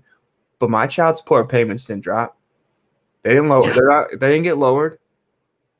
But they might if you file the paperwork and you wait 2.5 months while you trying to make a payment that you can't really pay, and then they might lower it $8 a week. I went through the same thing. I was considered whatever they call it. I was working at meatpacking, and I had to go to work every damn day. And my ex, she was laid off from the cafe, and I assumed she got unemployment. But yeah, I go to work, I make less, and I still have to make the same payment. And she sits on her ass and makes 70% plus 600 off of unemployment. And I'm like, what a fucking joke our system in our country is. People don't want to go back to work so long as they can sit at home and collect 70% of their check from unemployment plus another $600 from the federal government. Who the hell would want to go back to work? Nobody's going to say, oh, I'm fine. I don't see anybody with COVID. I'm not sick. They're all going to fucking feed into the bullshit. Listen, I literally bought a $500 beater because my truck, I owe $4,000 on it. I got my truck right around the time my son was born. So I already had a car payment when I started going on child support. And because of the back and forth and the spending of money of the court system, like, I've had to let certain things go on my truck to where I have to put like $2,000 worth of parts on my truck right now. And I just, like, that's like a whole month's income. Like, I just don't have $2,000 to dump all together into one vehicle. And so I bought a $500 beater. And like on Saturday, my heater coil went out. So I'm driving around in this beater with fucking steam coming out my dashboard because there's a hole, and it fogs up child support payments are not tax deductible. And like I'm driving and my windshield's steaming up and I have to wipe my windshield to be able to see through it. And like my son's mom drives around in a car that's nicer than mine, and I'm driving a 1988 Grand Marquis with 100 or 212,000 miles on it. Yeah, yeah. I figured it up one time, and Elizabeth, I want to say her name. She on paper made like 18.5 the year that we filed taxes together. Of course, she made more than that because she made tips. But anyway, so I was making like 42, 43, somewhere around in there, same neighborhood. And I figured it up of all the expenses and then the tax write-offs and how much money she would get back. And I was actually only bringing home like 21,000, 20,000, and she was bringing home like 30,000, and the majority of that was tax-free because they don't have to claim child support as income. Correct. Yeah, you pay taxes on it. Yeah, because you pay taxes on it before you ever pay it to them. It's such a fucking joke.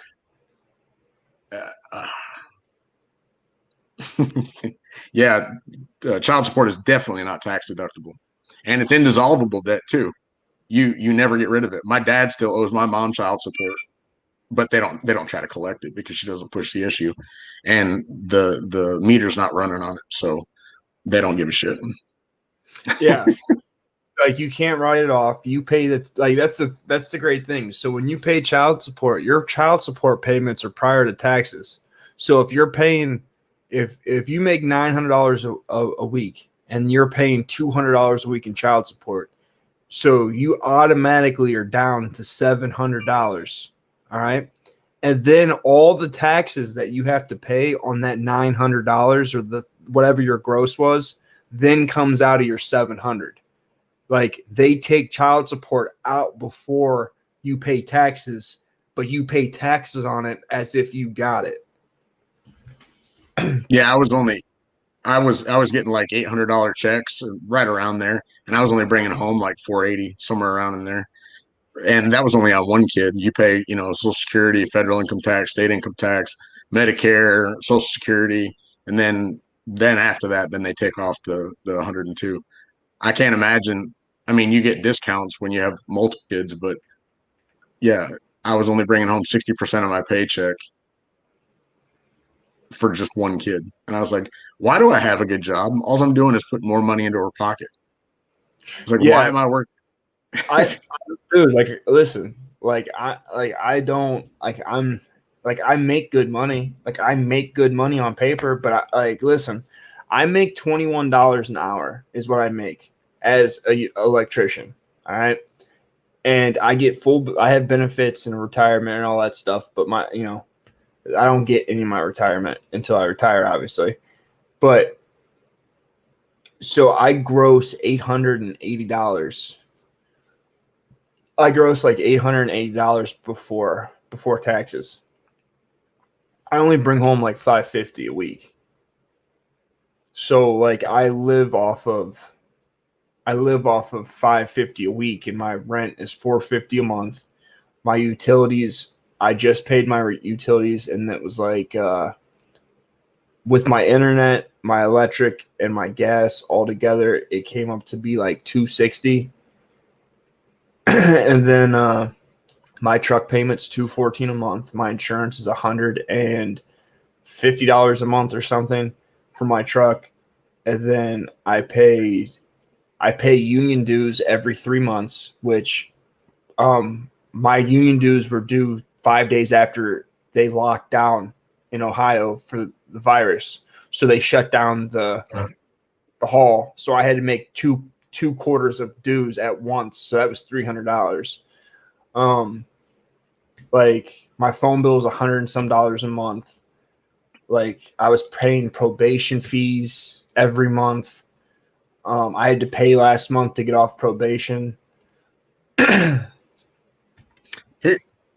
Here's something, and I don't know what kind of hearings you got coming up or what your future is or anything like that, but here's just some things that I've learned researching about child support. So it doesn't matter if they'll ask you for like a month and a half worth of pay stubs before you go to your hearing. And if you work a bunch of overtime, they don't actually base it off your hourly pay. They base it on your gross. So if you work a bunch of overtime and you're working a $12 an hour job just to make ends meet, try to get caught up on some bills or whatever, they're going to base it on what you bring home, not your hourly rate. Oh, So I know. yeah, well, I mean, for anybody watching or whatever, if you're trying to make it or you're trying to get caught up and you're in difficult times and stuff, don't do it right before you go to a child support court hearing, because they won't give a fuck.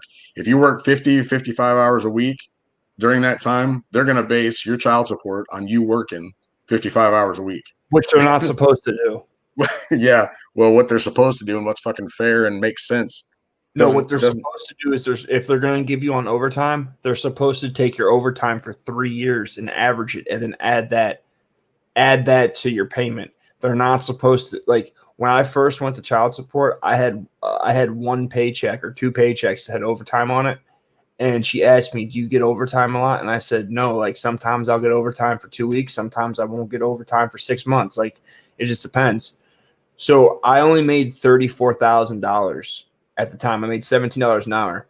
Well, she took what I made that week and times it by 52 and said that I was making $55,000 a year, and I was paying like $1,300 a month in child support, because she also put on top of that, she also put my health insurance into, like, my custody agreement says that I don't have to pay health insurance. That's what we both agreed on. Well, we go to child support, and child support goes, "Well, I'm a taxpayer, and it would make me feel better sleeping at night knowing that you're paying for his health care." Yeah. Well, my health insurance for him to be on it was $102 a week or $103 a week, and then I had a $5,500 deductible. So if you do 55 divided by 12, it breaks down to like 43 or 443 or something like that. So I had a $500 a month payment to her. I had a $4 something a month payment to the insurance, and then I had a $400 some dollar payment to the fucking deductible. And they're like when I went to court, they were trying to tell me that, like, well, in order for us to lower your, like, they're like, well, your health insurance doesn't actually meet the qualifications to be hardship. So the $400 a month that they were paying, or the $400 a month I was paying, they said in order for you to not have to pay for the health insurance, you have to pay 5% of your income. All right. Without the deductible, I was at 4.9% just for him to be on my policy. And they were trying to argue with me that I didn't qualify to not have to pay for his health insurance. So a 0.1%, they were trying to make me pay to be on it. Yeah. So then they told her to keep his Medicaid. So not only was I having to pay for his health insurance, but they told her to keep his Medicaid and use it as a secondary. Mm-hmm. So even with me having health insurance, he still had Medicaid, and I was paying I was paying $800, $900 a month for him to have health insurance that he didn't need because he had fucking Medicaid. Yeah, in my deal, it said that I was supposed to cover her on my insurance if it was like financially feasible or reasonable or something. I don't remember what the wording was, but you, as well as I know, that kids are the healthiest portion of our population. Insurance companies make the most off of kids because they hardly ever go to the doctor. They don't get cancer very, very rarely. And so I was like, okay, so child support is making me do business for something that I don't want and my kid really doesn't need. I mean, the only time you ever make any money or gain anything from insurance is when you're catastrophically sick. And that's not going to happen to my daughter. She's healthy. So we go to the initial hearing and they say, you're going to have to pay $104 a week for child support. And I said, well, what about the insurance quotation? And she goes, yeah, oh yeah, we forgot about the insurance. And I was like, here, it's $35 every 2 weeks. And so they do some figuring and they go, okay, well, you're going to have to pay $35 every 2 weeks. And your child support's going to go from 104 to 102. I was like, why did I say anything? I just cost myself a bunch of money. to have to pay for a product that I don't want, my daughter doesn't need, and all it does is fill political coffers for insurance companies to buy off politicians. I was like, you Okay, fucking. so Cold as Ice asked, can you ask the mother what she does with the child support money? No, they don't have any obligation to tell you what the money goes to. Like, it doesn't matter if she gets it goes on a debit, it goes on a card, and she can just swipe that card, and it doesn't. There's no limitations on what she can buy. She can go to the store and buy cigarettes with it, and it's okay. You have absolutely no way to explain how cigarettes are needed for a child, but you can still buy booze and cigarettes with it because it's just a debit card. That's all it is. There's no restrictions. Here, I'll add this too, and a lot of people don't know this. So I dated a girl that had 2 children, and her her daughter's father had died, and so her daughter's father had Social Security, so she got Social Security, a partial payment every month from her father, and so the child's father is dead. She doesn't have a father, and they get partial Social Security payment every month. Now, Faith had to keep track of what she did with that money. She had to show how much she saved, how much was going towards bills, how much was going towards groceries. She had to do this. She had to keep all these records in case the Social Security Administration ever wanted to audit her. Now, that's the government's money, and they have oversight, and they'll go in and audit her. That's a kid that's without their father, and they're going to put more stress on the mother and the child to make them keep records on money that was already paid, but they won't give any oversight to mothers that receive child support, and they can spend it on whatever the fuck they want, even though the kid does have a father or a mother, if they mothers ever pay fucking child support, which they rarely do. But yeah, it's completely fucking backwards. The government will watch over the money that they pay out in Social Security and watch over fraud, but they don't give a shit about father's money. They don't care. It doesn't matter. Listen, guys.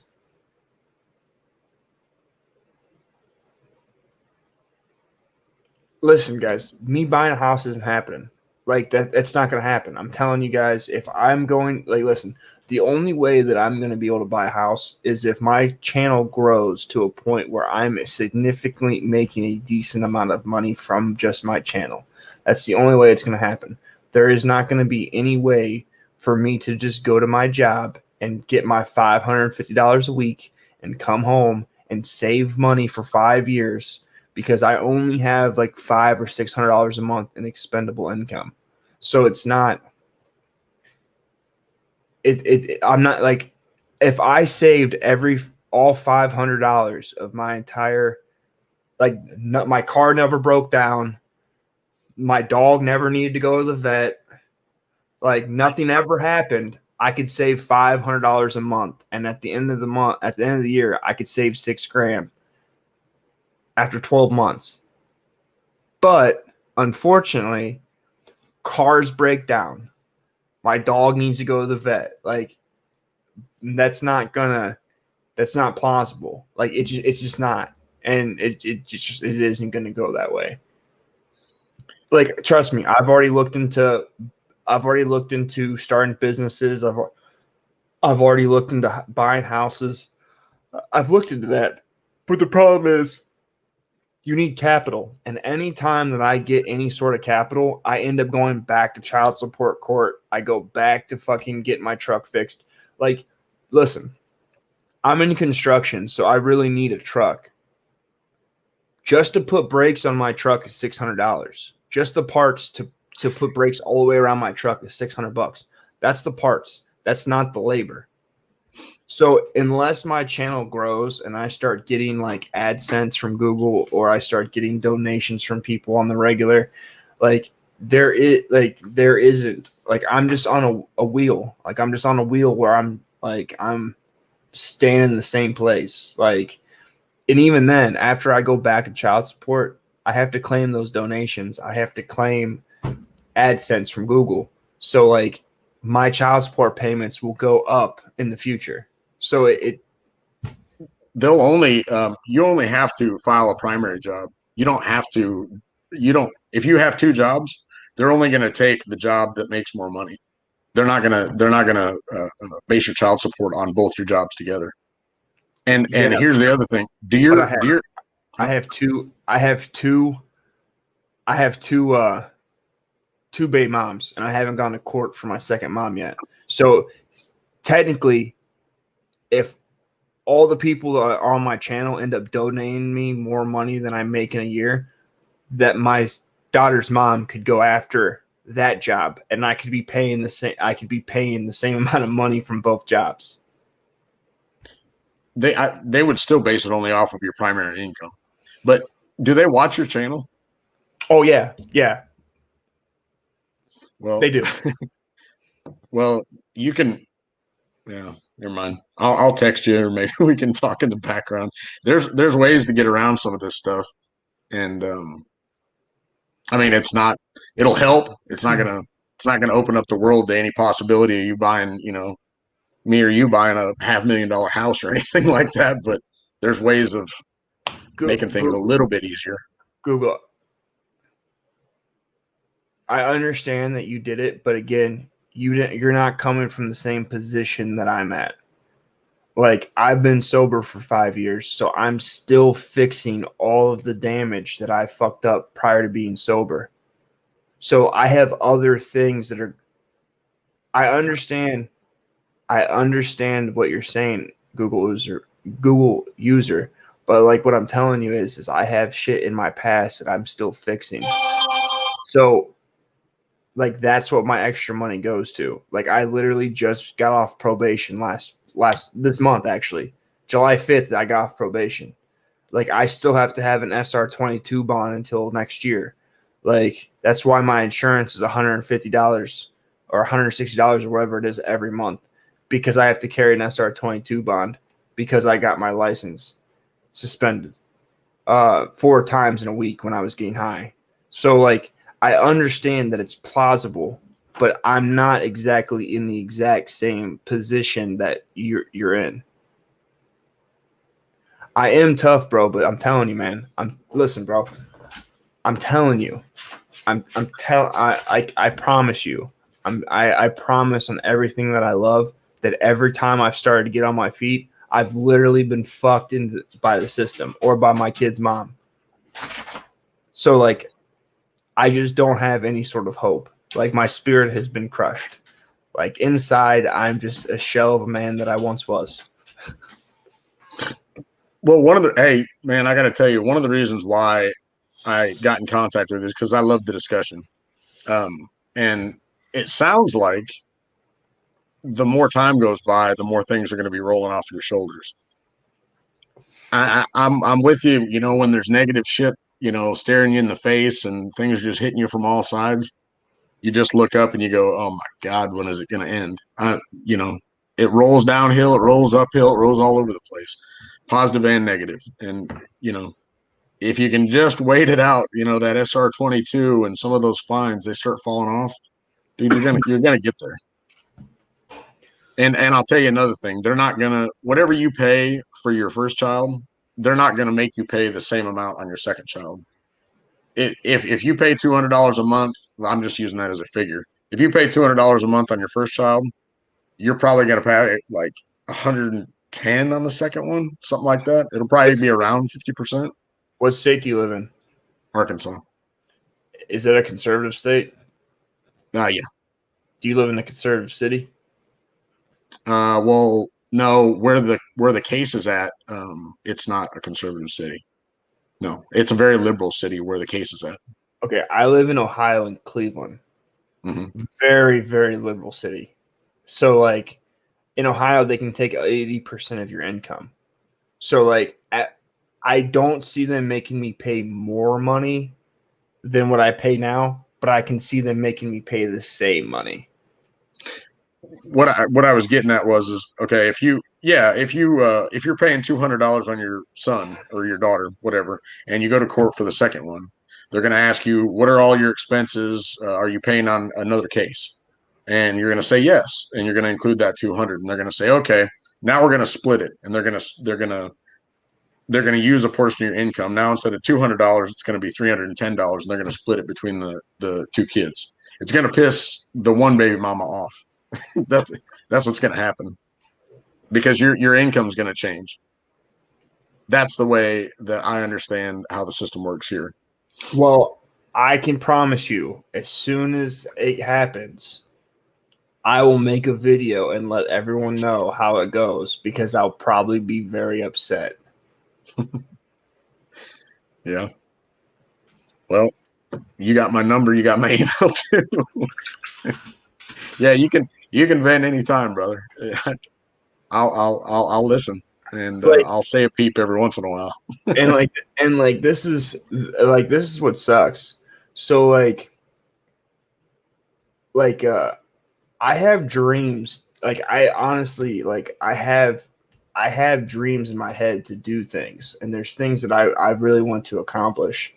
Like that's part of the reason why I started a YouTube channel and I started doing photography was because like I literally need something creative to do because if like the whole 5 years till I did this, I didn't have any hobbies. Like this is my hobbies. Work, fuck bitches. That is exactly what I did on the like every day. I fucked bitches and I worked and I seen my kids when I got to see them. All right. And now that I'm not fucking bitches, I need something. I need something to do that's positive and creative. Because if I did not get something that was positive and creative, then I would probably be found one day hanging in my closet. Because at the end of the day, like even when I was dating my ex, like she didn't understand. Like she would tell me constantly, you know, like you go home after work and sleep a lot, or you know, you don't clean your house all the time. Like you know, more normal people work and blah blah blah blah. And I'm like, you just don't get it. Like you don't understand how much is on my plate. I was like, you just don't like you have no idea of like how hard it is. She goes, well, I went through the same things you did. And I said, you did, but the difference is you're the mom. And you being the mom holds way more weight than me being the dad. Yep. Like, yeah, so society gives a shit about moms all the time. yeah, like legit, like legitly, it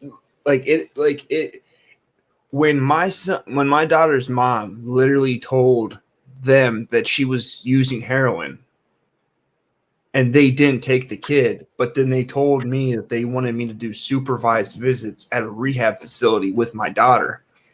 I said, you have to be out of your fucking mind. I haven't committed a crime. You CPS wasn't called on me. I have 5 years of sobriety. They're like, can you show documentation? I said, you can call my probation officer. I was like, you have no reason to tell me that I need to get permission and be watched to watch my daughter. I'm the one that called CPS. I called CPS on her because she was doing fuck shit with my kid.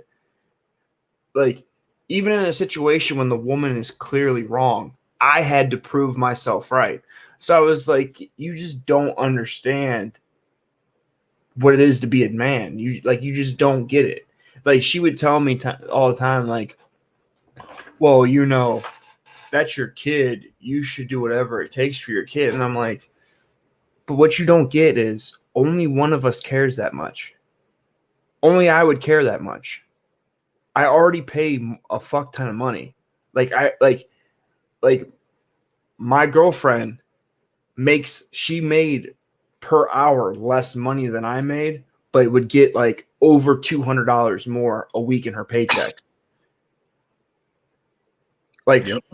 like I could like honestly could not physically keep up the way that I can't do what she does. And she didn't understand like in her, like she just didn't understand like how that worked out. Like when I filed my taxes last year, they had taken out $16,000 out of my income last year. And I got $325 back in my taxes. But then I had to turn around and pay Cleveland, the city of Cleveland, $285. So after taking $16,000 out of my income, I got $40 back for on my tax return. That's what I got to keep was $40. Like I was on shows, on panels, and I'm donating and doing stuff, and people are like, Savage must have got his tax money. No, motherfucker, I got $40. Like that's like I got $40. Like that wasn't my tax money. Like my tax money wouldn't last 6 weeks. It wouldn't do that. That's not a thing. Yeah, one the stuff that I do on YouTube is just to keep my sanity. I mean, I don't have, well, I mean, family and friends is a whole nother topic, but yeah, I don't do this because it's just pleasure time. It's to keep my sanity. I got to have some kind of stimulation, interaction. I haven't tried to date since my ex and I broke up 5.5 years ago. I just gave up women. I said, I'm done for the rest of my life. I've had plenty up to this point, and it hasn't led me anywhere good. So, well, like with my family. All right, so my sister's married. My sister's husband is in the same union that I'm in. All right, he makes double the money that I make. My sister used to make as much money as he makes working for a bank. And like they're fostering to adopt 4 kids. And then my mom works for my mom's been a bus driver for like fucking 15-20 years or something. And then my grandma retired from Stouffer's because there's a Stouffer's headquarters here in Solon. And then my grandfather retired from GM. My aunt and uncle own 3 businesses. They own a ranch. They own a gas line company, like they install gas lines, and then they own a bar. And so not only am I the criminal fuck up, like in my immediate family, I'm the only fuck up. Like all my brothers, they're all criminals and drug addicts. Like 3 of my brothers are dead. But in my immediate family, I'm the only felon. I'm the only fuck up. And I'm the only one that's got kids out of wedlock. And then when you top it off, like I'm an electrician, but I'm broke. Like I'm broke all the time. Like all the time. Like my sister's like, hey, we're gonna go. Your niece has a cheerleading contest. And she's like, you want to come up here? It's $15 a person to get in. And I'm like, I'm not really trying to pay $30 to go to a cheerleading competition. Like I'm literally like the broke fuck up around my family, and I have not been a fuck up for 5 years. Like I still live in this like humiliating state where like I feel like a child around my family.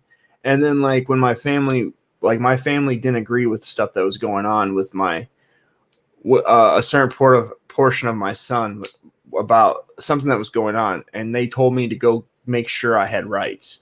And I went and dumped the money to do that, and none of them helped me get a lawyer. None of them helped me paid. Like none of that. And even still, like I'm still out here fighting this battle on my own, and I'm broke. Like, do you know what it's like to go to my sister? I'm 31. My sister will be 30 in December.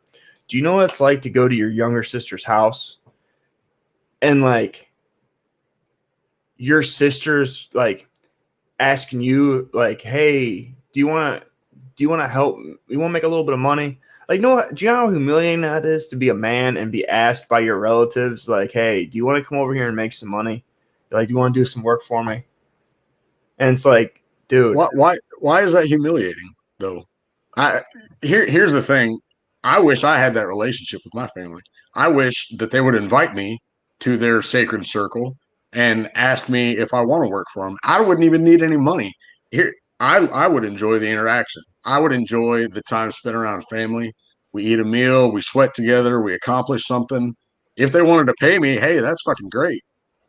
I wish I had that relationship that you're even talking about on the front end with your sister.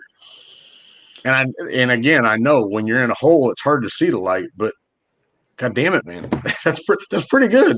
That's pretty good. Well, like, listen, it's not it's not always been rosebuds and fucking unicorns and fucking unicorn farts. Like, my sister got married, and my family kept from me that she was getting married. Like, my sister's been married for 7 years, 8 years, and like, listen, the first time I met my sister's husband, I was strung out on heroin, and it was Christmas, and they had went and bought me a duffel bag from what's that hunting place? Cabela's? Not that one, the other one. Bass Pro, Mossy Oak. Not Mass. No, they like it's one of those. It's not Cabela's, but it's Gander Mountain. They bought me a duffel bag from Gander Mountain, and like, my sister's husband is 9 years older than me, and he's 10 years older than her. So like, I had to be 20, like 22 or something, or 20, 23. And like, I have a man in his 30s coming and buying, like, handing me a duffel bag. The first time I meet this dude, he's been married to my sister for like 2 years at this point. And like, he was in the military. He was a Marine, and he's seen combat. He did multiple tours of combat.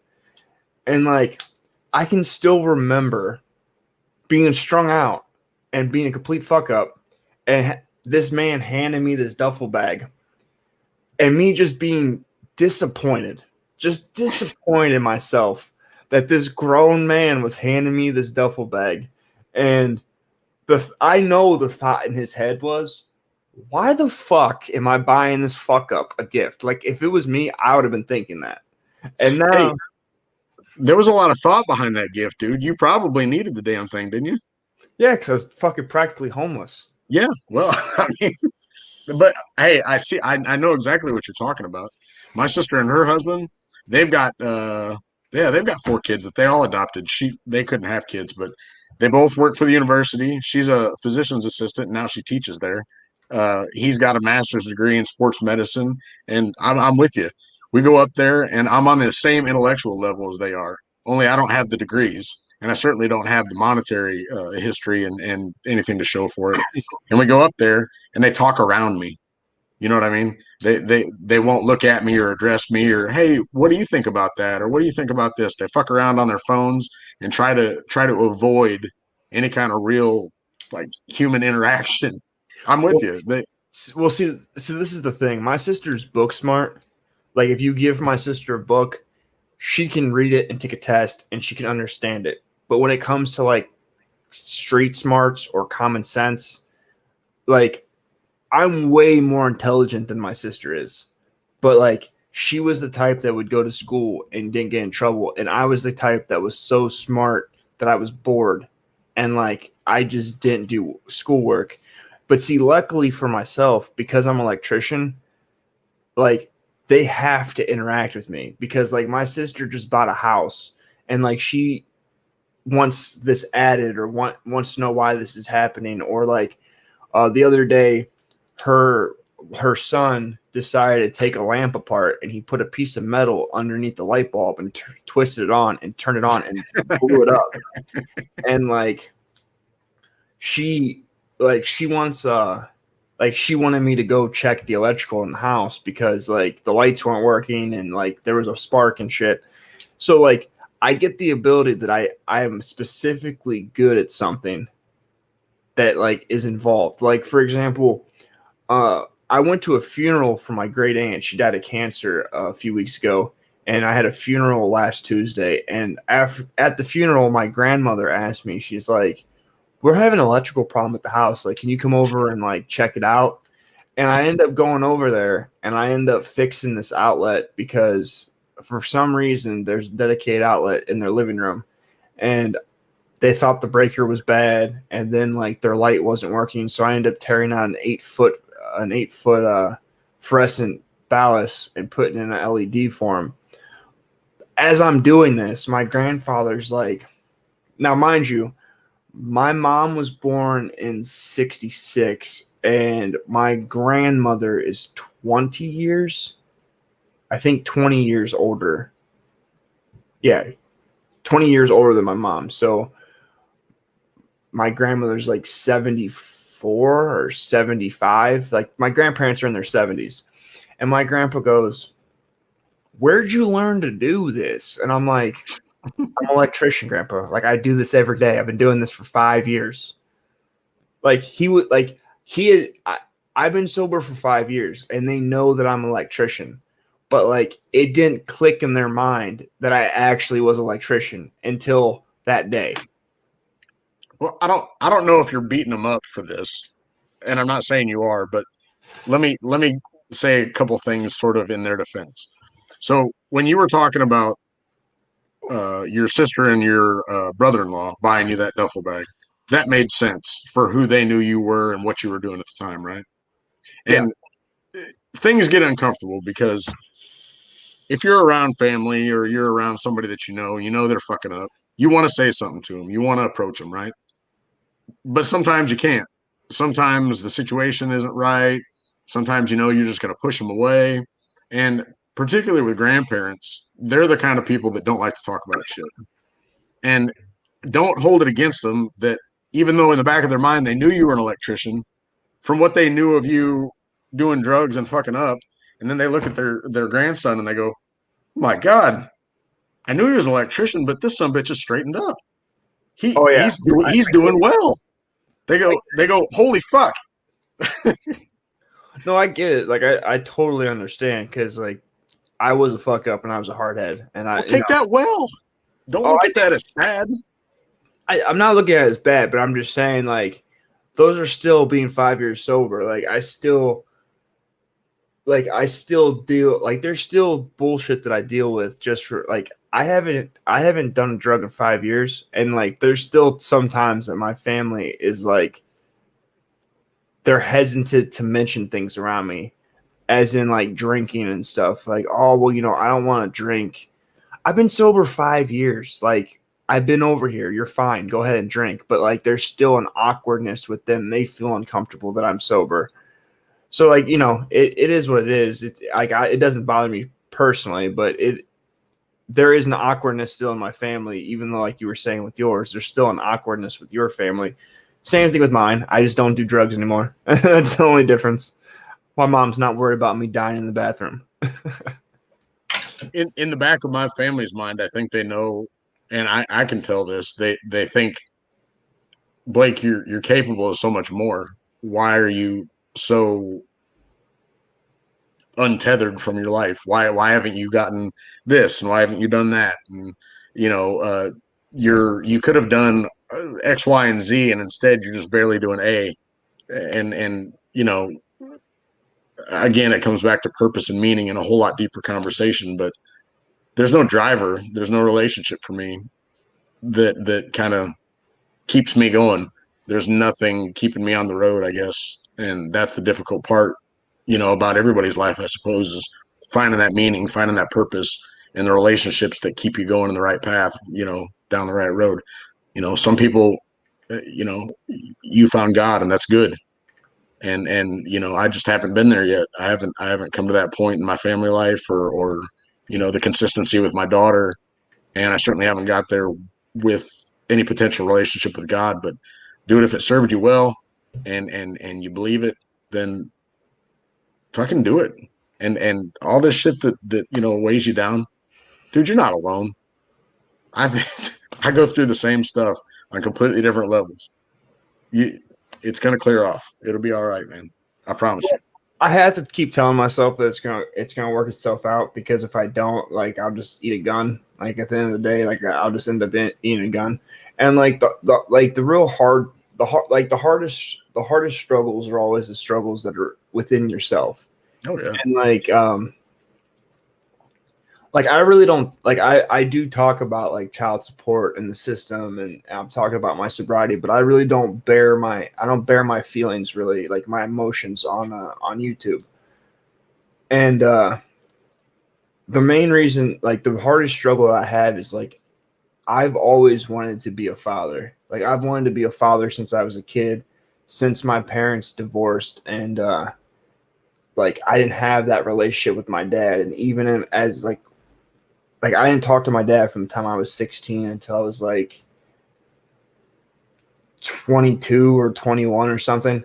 And like I knew subconsciously that my dad's health was going, and like the 3 years where he died, like I was trying to make that relationship with him, and he was afraid of me. He was afraid that I was trying to kill him for his money.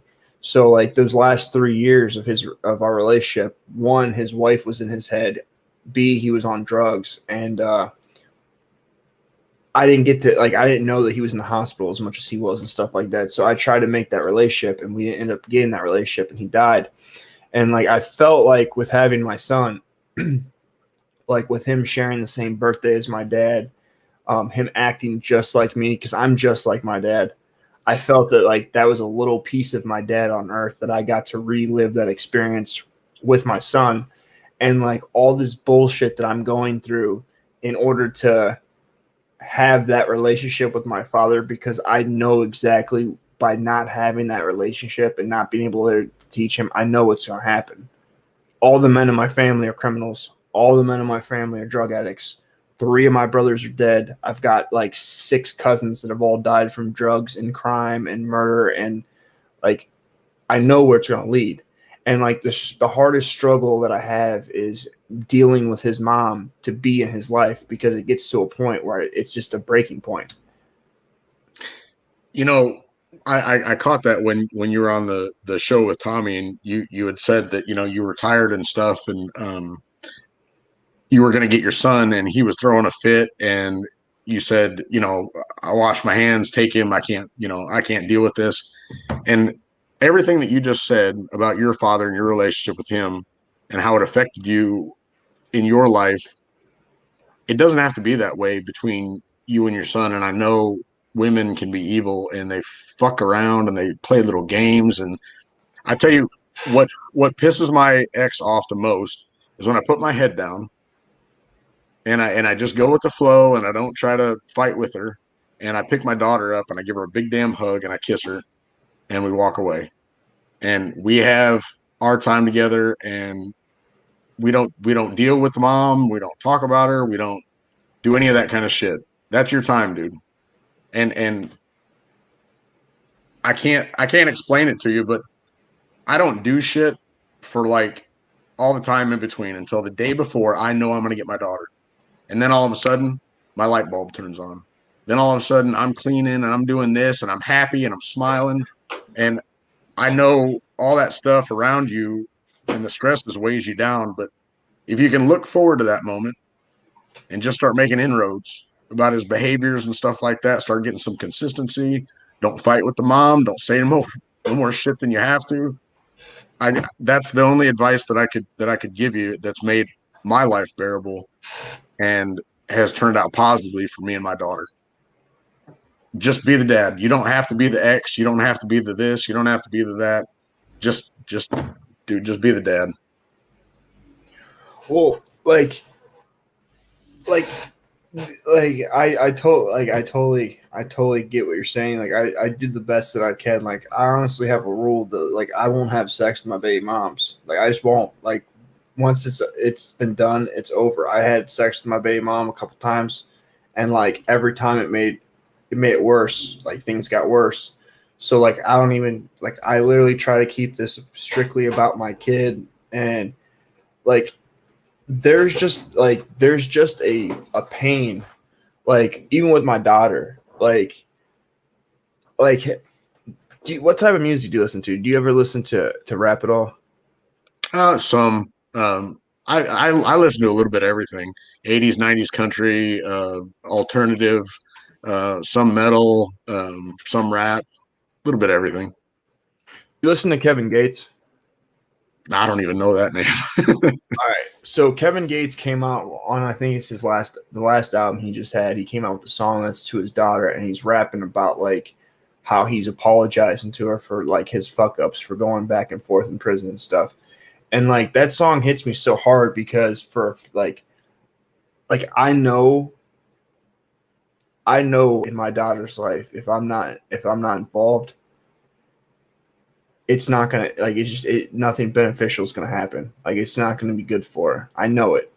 But at the same time, like I don't physically know if I have the strength to be able to put up with her mom. Like I have no idea if I can do it. Like I don't feel I can. Like this woman has literally done everything she can do to like told motherfuckers I was beating her up. Got my like plotted with my girlfriend against me. Like my girlfriend told her about my YouTube channel. And then she contacted me, chewing me out about my YouTube. And then my son's mom found out about my YouTube, which I'm assuming comes from my daughter's mom. So long story short, I had a girlfriend who betrayed me she was mad at me for whatever reason. So she turned on me and went to my daughter's mom, who I was fighting a CPS case against. So like literally there isn't a part of my life that this woman, like, I'm on probation. I got 5 years on my head. She's telling people I'm beating her pregnant.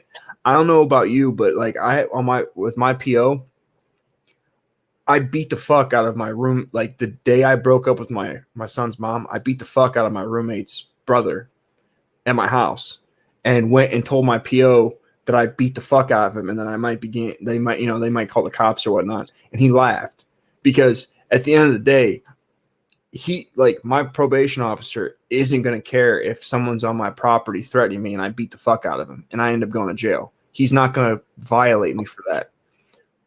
But there's no PO that's going to say, oh, you beat a pregnant woman. Explain, like, tell me which part of that was a good idea. Justify this to me. You can't justify it. So this woman was saying stuff to get attention, but by her saying that, all someone had to do was call and say, hey, Savage beat up his son's mom or his daughter's mom. And then my life is fucked. Now I got a domestic violence case on me that I'm already a 2-time felon, but having a domestic violence case on you against a pregnant woman, that does not go over well when on your criminal jacket. It just doesn't. You're not on probation anymore, right? No, I got off probation on the 5th of this month. Right. But like all that stuff that you're talking about, I mean, dude, it's hard to let go of history. It stings. It'll sting for the rest of your life if you continue to revisit and poke those embers. Hey, look, do this and go. Just let it go. Just like you're blowing out right now. But here's the issue though. If you do you let people on drugs in your house? No. I don't let anybody in my house really, except for my daughter and my mom. Do you let, like, if you had a family member that was a thief, would you let them over? Maybe.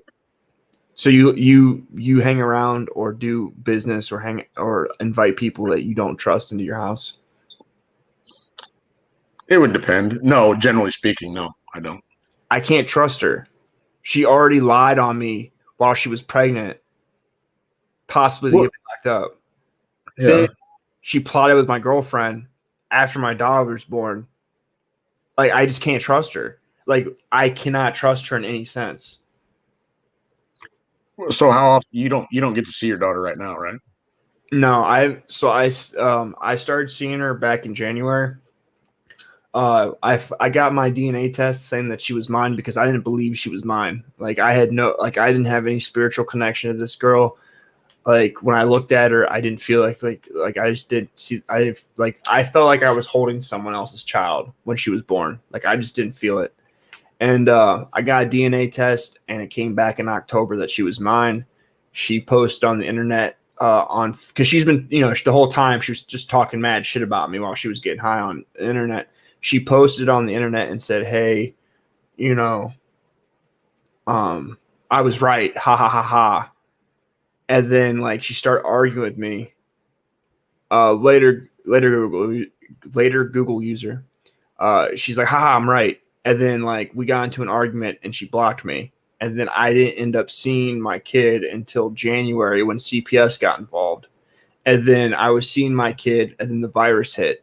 And I'm still considered to be I'm essential. So, like, I never stopped working, and I'm going to jobs with over 100 people on it. and she was living in a sober house for women with children. So there were multiple families and people were coming to pick up their kids and stuff. So I can't put myself at risk by going to that house to get my daughter and me getting COVID, because then I'm out of work, but I still got to pay child support. So while that COVID stuff was going on, I ended up not seeing her. And then, like, then that shit happened with my, like, the COVID stuff was going on. This was like 2-3 months ago. My girlfriend started plotting with her, and then I blocked her and cut her off and haven't seen her since. So I haven't seen my daughter since maybe they locked us down March 23rd, which is my birthday here in Cleveland.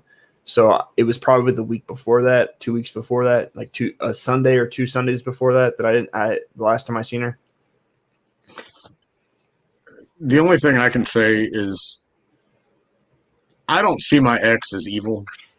I just see her as completely misguided, and I know that she's never been happy or had any kind of focus or direction or clear thought in her whole entire life. And it sounds like your ex isn't too dissimilar from how you were when you were messed up. And I think you would probably admit that your mind wasn't clear either, and you weren't happy, not only with the life you were leading, but the person that you were and where your head was at. And all I can say is just don't interact any more than you have to. Be as clear and concise as possible. Don't stoke the embers and just get consistent, man.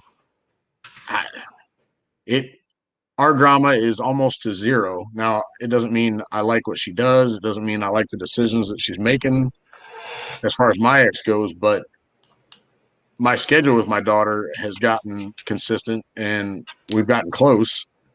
We've always been close. I shouldn't say we've gotten close, and it's good for you. You know, it helps to smooth out your life. I the more you interact and do that Facebook shit, and dude, it tears you the fuck apart and it wastes your time and it drains your energy, and life without that stuff could probably be fan-fucking-tastic. Well, honestly, I deleted my, like, I suspended my personal Facebook like months ago. The only reason that I'm even on social media is because I started a YouTube channel. So like the only Facebook and Instagram and stuff I have is tied to this channel. I don't have like anything. I don't really need a personal Facebook, and my Instagram is really just my photography, because the only way to really get exposure with photography is really on Instagram. And YouTube, obviously, like, you have to have some sort of social media presence on YouTube to help people find you and whatnot. But I totally understand that, like, my brain was not good. But here's the difference. I didn't do anything to kids. I didn't use kids. I didn't hurt kids. I didn't do any of that shit when I was using. Just like when I was using, I didn't steal from my family. Like, I was an actual criminal. I wasn't just a junkie. And she's been sober since December. So this, like, she's had months of sobriety and still, like, plotting on me with my girlfriend. Listen, if I can't even have a girlfriend, like, I can't even have a woman in my life to make my life easier.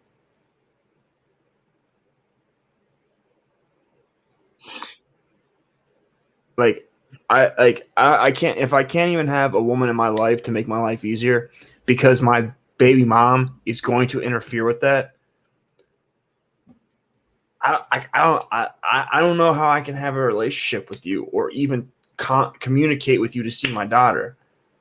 And to be honest with you, I lightweight feel like my daughter's mom is mad that I won't be with her. Like, I really think that, like it used to be that with my son's mom, but, like, my son's mom is pregnant with another man's kid. Like, she's moved on. She's learned that, like, we're not ever going to be something. But my daughter's mom, I don't think that she's come to that realization yet. And, like, I feel like she's petty about it. Well, I definitely see that because my ex, I think, is the same way. I think the majority of our drama And the maliciousness was because of that one particular thing that you're talking about. She wanted still in the back of her mind to be with me, and she'd never been broken up with before, and she was pissed. I'll say this: your YouTube channel and the fact that they know about it can be a really big positive, and it can be a really big negative. This is a great way for you to get out your inner thoughts, your feelings, what the way that you would like things to be. And if they're watching, it's some good insight into you. I mean, I don't. It may not bear fruit right away, but if you can have dialogue and discussion with people, or just spew your thoughts out. I mean, what you want in your life can be translated and communicated to them in the simplest of ways without all the drama, and they can get it. And I'll say this too, and I completely forgot what the fuck I was going to say. They they don't. Oh, when you're talking about her with drugs, and you were talking about your addictions in the past and stuff like that, do you think that you were born an addict, or do you think that the drugs are where your problem? Do you think that alcohol is the actual problem for alcoholics, or do you think it's something else? So I was born a drug addict. Like it was, How, it how, was, it was in my. It was just who I am. Like it was a part of me. how do you justify that? Because all right, so even before the drugs, I had the behavior. The Yeah. drugs just amplified it. So like if you go to your mom's house and there's a fire in the backyard and you have a can of gas, did you start the fire or was it already there? It was already there. You throw gas on it, drugs, alcohol, it just makes it bigger, just makes it worse. So, for example, drug addicts manipulate. All right. I can remember a story of when I was a kid asking my mom that if I tripped and fell and hurt myself, could I cuss? Could I say the word shit? She said yes. I was probably like, my parents got divorced when I was 7, so I was probably 5. I went and took one of those little Indian baseball bats, the minis, and Mhm. put it on my floor and intentionally kept tripping over it so I could keep saying shit. All right. Um, in 4th grade, I pulled the school fire alarm and lied about it. All right. Yeah. Um,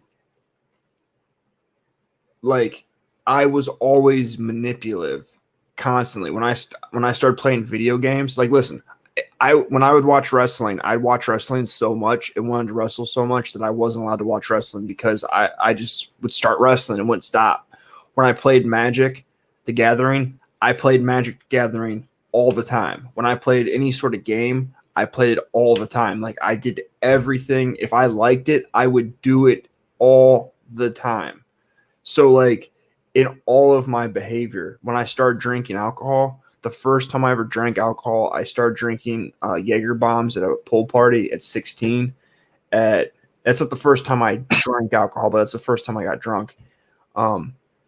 I drank from 5 o'clock in the afternoon until 7 in the morning when I passed out.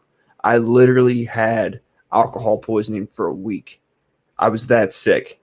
I was still drunk the next day when they dropped me off at my house. My mom called the police on me, the sheriff came out, and the sheriff was asking me what I had to drink, and I was telling her, and she told me that what I drank would put her down. I told her that an elephant gun would put her down because she was a big bitch. Like I just always had this personality, and I always wanted to buck the system. Like at a young age, like I figured out like if I'm 5 minutes late getting home, I'm going to get my ass whooped. If I'm 3 hours late, I'm still going to get my ass whooped. Yeah. I'm going to make that ass whooping worth it. So like I've always had like this bad, like just this negative behavior. Like I can't. Let me ask you this. So you think that you were born an addict because of maybe your train of thought or something in particular in your brain, your body chemistry, whatever it may be. So if you hadn't been abused, if your relationship with your father and your mother had been good, do you think that you still would have been an addict? I think so, because Man, even you're not broken as a kid. You're not no, born but dumb. see, no, but see the thing, but this is the thing, like being in AA, I've been like, okay, when I went to my treatment center held 70 men, and I was there for 6 months. So there was a constant income, like guys coming in and leaving. I've seen plenty of guys that have had both their parents that lived in good homes, that parents were well to do, and they were drug addicts. So like I can't say that like you are more likely to do crime and all these statistics based on the fact that if you don't have a good relationship with your dad. But my stepdad, like my mom's husband is my dad's best friend. So my uncle Ronnie became my dad Ronnie. And to this day, I call my stepdad more than I call my mom. Like I have a great relationship with my dad. I Yeah. call him my dad. He was there. Like my mom cheated with him and married him. So he was always around. I always had a father figure, but I always was a dick. Like it was me. Like I always was trying to buck the system. I always had an attitude. It was me. Like I don't know if it So was let me clear that up. You said your mother cheated with who is now your stepdad while she was with your father, your biological father. correct. Okay, now I'm gonna I'm gonna I'm gonna play off of that for just 1 second. Now, do you think that knowing that at whatever age you found that out and however the scenario played out, do you think that you respected your mother and your stepfather and even in a way your father because of the events that played out? Do you think you lost respect or gained respect for all those people? Well, I never so in as a kid, my mom told me after they were divorced that after my parents got divorced, my mom told me that my dad was a bad man. And I believed it. All right. I'm not old enough to really know if my dad was a bad man. I do remember times of my parents fighting, and like I remember one time my parents were arguing and my mom pushed my dad and he fell on top of me when I was a kid. I do remember times of my dad putting me and my sister in the car and driving down the street to pick up my mom because she left the house and she was leaving. And like I remember like all that hecticness of my life as a kid. But then after my dad got custody of me and my sister, and we lived with my dad, and like I wanted to be with my mom. And like I don't know if it's because like I'm older than my sister and my dad had boys until he had my sister and I was always in her shadow. I don't know specifically what it was, but whatever it was, I was very angry as a kid. I was angry when my parents got divorced. And like as time went on, I just always you couldn't tell me anything. Like I argued with my dad, I argued with my stepmom, I argued with my stepdad, I argued with everybody. I argued like there wasn't anyone I didn't argue with. I just was a piece of shit. Like I really was just an asshole all the time. Dude, you're not a piece of shit. But I I was. Like, hey, I argue to this day with everybody. And you know, one thing that still stays with me and will probably stay with me for the rest of my life. I'm an impatient son of a bitch. And the reason why I'm impatient and the reason why I don't respect authority and the reason why I question everything and the reason why I argue everything is because my father wasn't around and my mother didn't want to answer questions. Nobody in my immediate life did I respect. And they weren't deserving of respect. I didn't have a role model, and nobody manifested any kind of behavior that even a child, as basic as a child is, can still understand. I didn't respect any of them, and I'm impatient as fuck because I want answers, and goddamn it, I want them now. I don't care if it's a positive answer. I don't care if it's a negative answer, but I don't want to be in the gray area. The gray area that I was in life from the time I was born till now. Answers that you don't get, that you never get, because somebody won't be fucking straight and honest with you. things that you don't say to your parents that you want to, things that you don't confront them with, things that bug the shit out of you in the middle of your night. You're dreaming and it pisses you off, and you wake up and you go, let's go to work today. I'm not going to say anything to my mom, or I'm not going to say anything to my dad. I still am haunted by things. And it wasn't traumatic. It was just apathy. It was just Blake exists and mom's gambling and sleeping and not going to his activities, not giving a fuck about anything. And dad's somewhere down in Arkansas drinking himself silly. And well, he'll make it to 18 and we won't have to deal with him anymore. That's what it was. And it still fucks me up to this day. I'll wear the impatience and the distrust of people for the rest of my life. Oh, I wasn't abused I don't in the trust. traditional sense. I don't trust people. It's hard to, isn't it? It's really fucking hard to trust people. I want to. God damn it, I want to. I want to have a million friends. I don't. Like, when I was younger, I wanted to have friends. But then, like, I don't. Like, I've been selling drugs since I was in high school, like 10th grade. And, like, so, two things. So, like I said, I got raped and I got groomed by a gay man when I was a kid. How old were you? I was 12. I was 12 when it started. But it started when I was like 12. And then by the time I was like 16, it was pretty much like prostitution, because I had been groomed so much that I honestly thought like the only rational way to explain this is that I must be bisexual. Like that's the only way that I could cognitively wrap my brain around it. And but during that time, I was still in the streets. I was still selling drugs. I was still doing criminal acts. And like, I think that's what actually made me more violent, to be honest, was because I felt soft on the inside. So I felt like I had more to prove. So I was way quicker to do stupid shit to prove something to somebody. And then like even at like 19, like, so like at 19, like I moved out at like 17, 18 years old, and I ended up getting my first apartment. And like, my apartment was the spot. It was a 1-bedroom apartment, and we have like huge, like, we got so many people in this fucking 1-bedroom apartment that you can barely stand in the bitch, because it's you're shoulder to shoulder. And like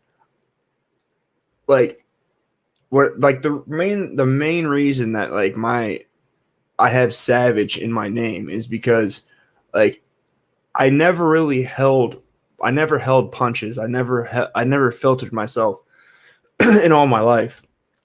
Like, that shit, like, getting fucked by that dude fucked me up so bad that like at 19 years old, I literally thought I was bisexual.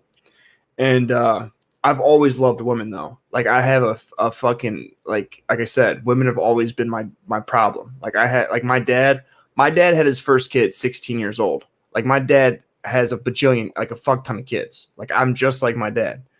And so at 19 years old, I'm having parties every weekend. I'm drinking, like, I'm starting to party off by opening a bottle of Orloff and chugging it just chugging it. And that's kicking the party off. But I'm also getting my dick sucked by some gay dude in the fucking living room in front of everybody at the same time. Like, I never, like, I don't know if it was a defense mechanism that I was so openly boisterous about everything that I did. Like, I would do everything over the top, or if it was my drug addiction. It wasn't until I got sober that I really realized that I wasn't bisexual. Like, I just was a child that was coping with what happened to me. Like, I just had to assume that I was bisexual so that it would make sense in my head. Was it his friends or your friends? Whose? You said you were getting blown in the middle of a living room in front of Those are my no, like, I had all the people I sold drugs with and partied with were in my apartment, and I wasn't having any contact with that dude. the gay dudes that would blow me were, just the twinks or the gay dudes in the Oh, neighborhood. for drugs. I got you. Yeah, shit like that. But yeah, like I was like an openly bisexual drug dealer. Like that doesn't have like that really doesn't happen like that. Like that makes you even more of a target. Like I just did stupid shit. And like looking back in time, like I literally can see like I can see through my behavior what things really affected me. But like I'm honestly not going to say that I'm upset that I got abused as a kid, because living and being around a predator, it taught me how to read people. Like not only can I read people from being a drug dealer and being a criminal, but I also have like a super high like ability to read people. Like if me and you were I can come down to Arkansas. We can go to whatever mall you want to take me to. We can go to whatever mall. When we walk through that mall, I can tell you who a pedophile is by just looking at him, because I've been around a pedophile and his friends for so long and seeing their grooming tactics that I can spot them from across the room. Like I don't even have to talk to the guy. So like in that sense, like I'm not upset that happened to me, because it made me who I am. But like I do know that that affected me, it affected me a lot to a core. Like when you asked me like why do you why does it bother you to be like the fuck up or to be around your family like that? Because like I'm always like, as a drug addict, I'm always dealing from a place of either I feel better than you or I feel less than you. Like that's really what drug addicts feel. Like they never feel equal to, they always feel better than or less than. And then being abused and being a male, that really makes you feel like less of a man.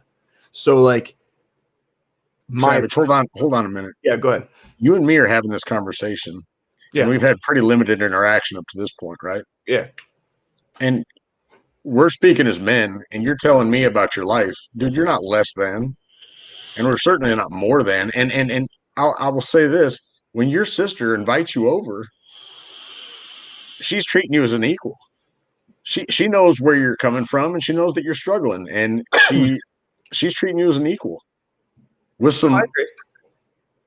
I'm not saying that you are treating me or anyone, like I'm not saying that, but I'm saying as part of being a drug addict, you always feel like part of the self-medicating that you're doing is being as a place of either you're better than someone or you're less than. You never feel equal to. Like a yo-yo. Yeah. So when you asked me like why, like I said something about my sister, and you said, you know what it feels like, and you said, why do you feel like that?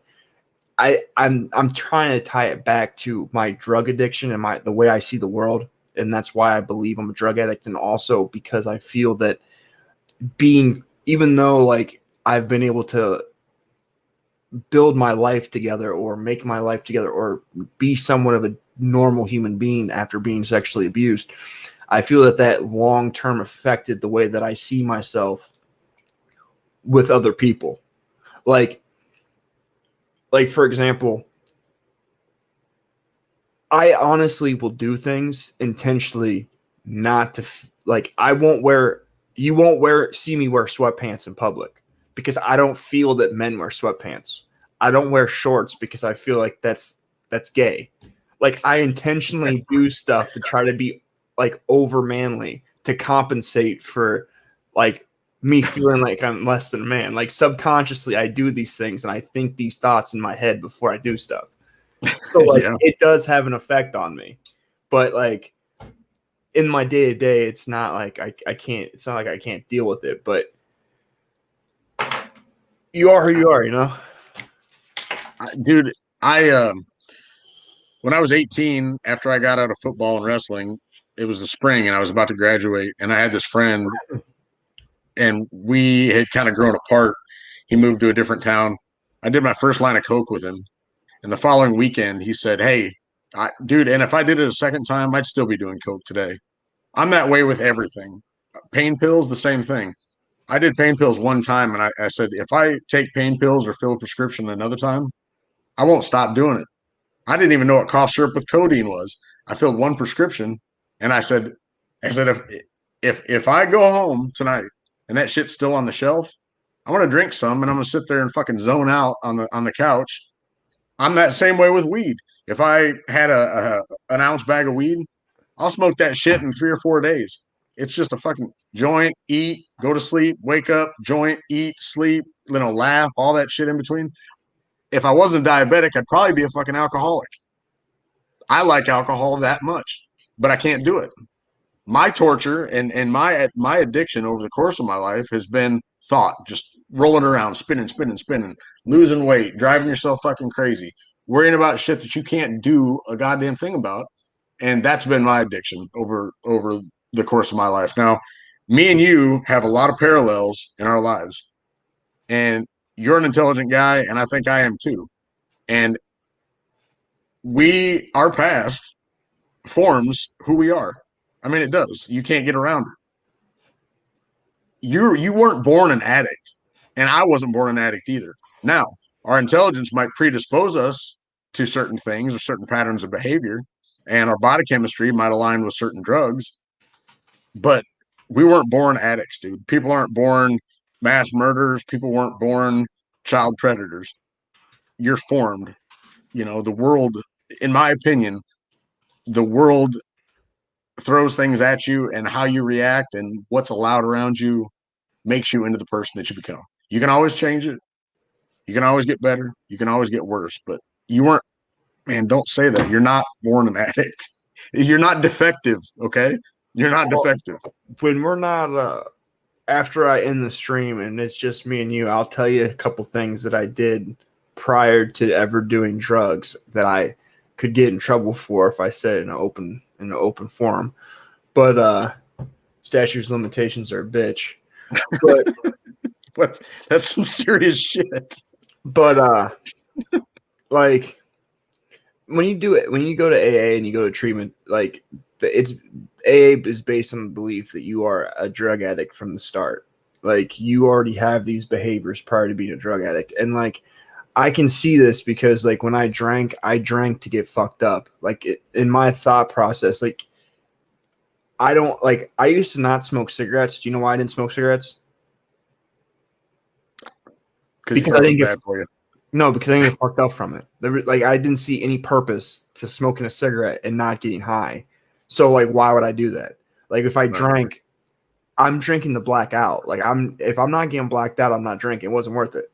When I listen, bro, when I smoked weed, all right. Do you remember when the wine swishers came in the individually wrapped foil back in 2012? Do you remember that around that or 2000 around 2009, 2010, that time period? No. All right. So when those came out, when they came out with the flavor wine, I bought a box of Swishers. Do you know how long it took me to smoke a whole box of Swisher blunts? There's 50 in that bitch. A week and a half. Took me 3 days. Oh shit. I used to smoke an ounce a day, bro. When I drank obscenely. Like when I smoked weed, I smoked an ounce a day. When I sold acid and did acid, I'm taking 20 hits at a time, 3, 4, 5, 6 times a week. I know what it's like to take a 10 strip and a quarter of shrooms at the same time. I know what it's like to do a 10 strip and eat 36 core scenes at the same time. Like there is nothing that I haven't done that's just not in access. Like when I came back from Cincinnati, I was down in Cincinnati for 6 months doing $1,000 a day with the heroin. When I came back, I was down in Akron I ran with Bloods, and there was the guys I hung out with when I came back to Cleveland, or when I came back to Akron. I go in and I'm like, all right, I need 2 grams of some boy, and I need 2 ounces of some lean. The dude hands me a bottle of Sprite, and I'm like, what is this for? He's like, to mix it. And I said, why would I mix it? I literally popped it open and drank 2 ounces of codeine, and then I did 2 grams of dope. And dude goes, whoa. you can't do that. And I'm like, what are you talking about? He's like, you can't die here. And I'm like, bro, I'm not gonna die. I'm going to work, bro. I'll see you later. And I went to work. Like they're Yeah.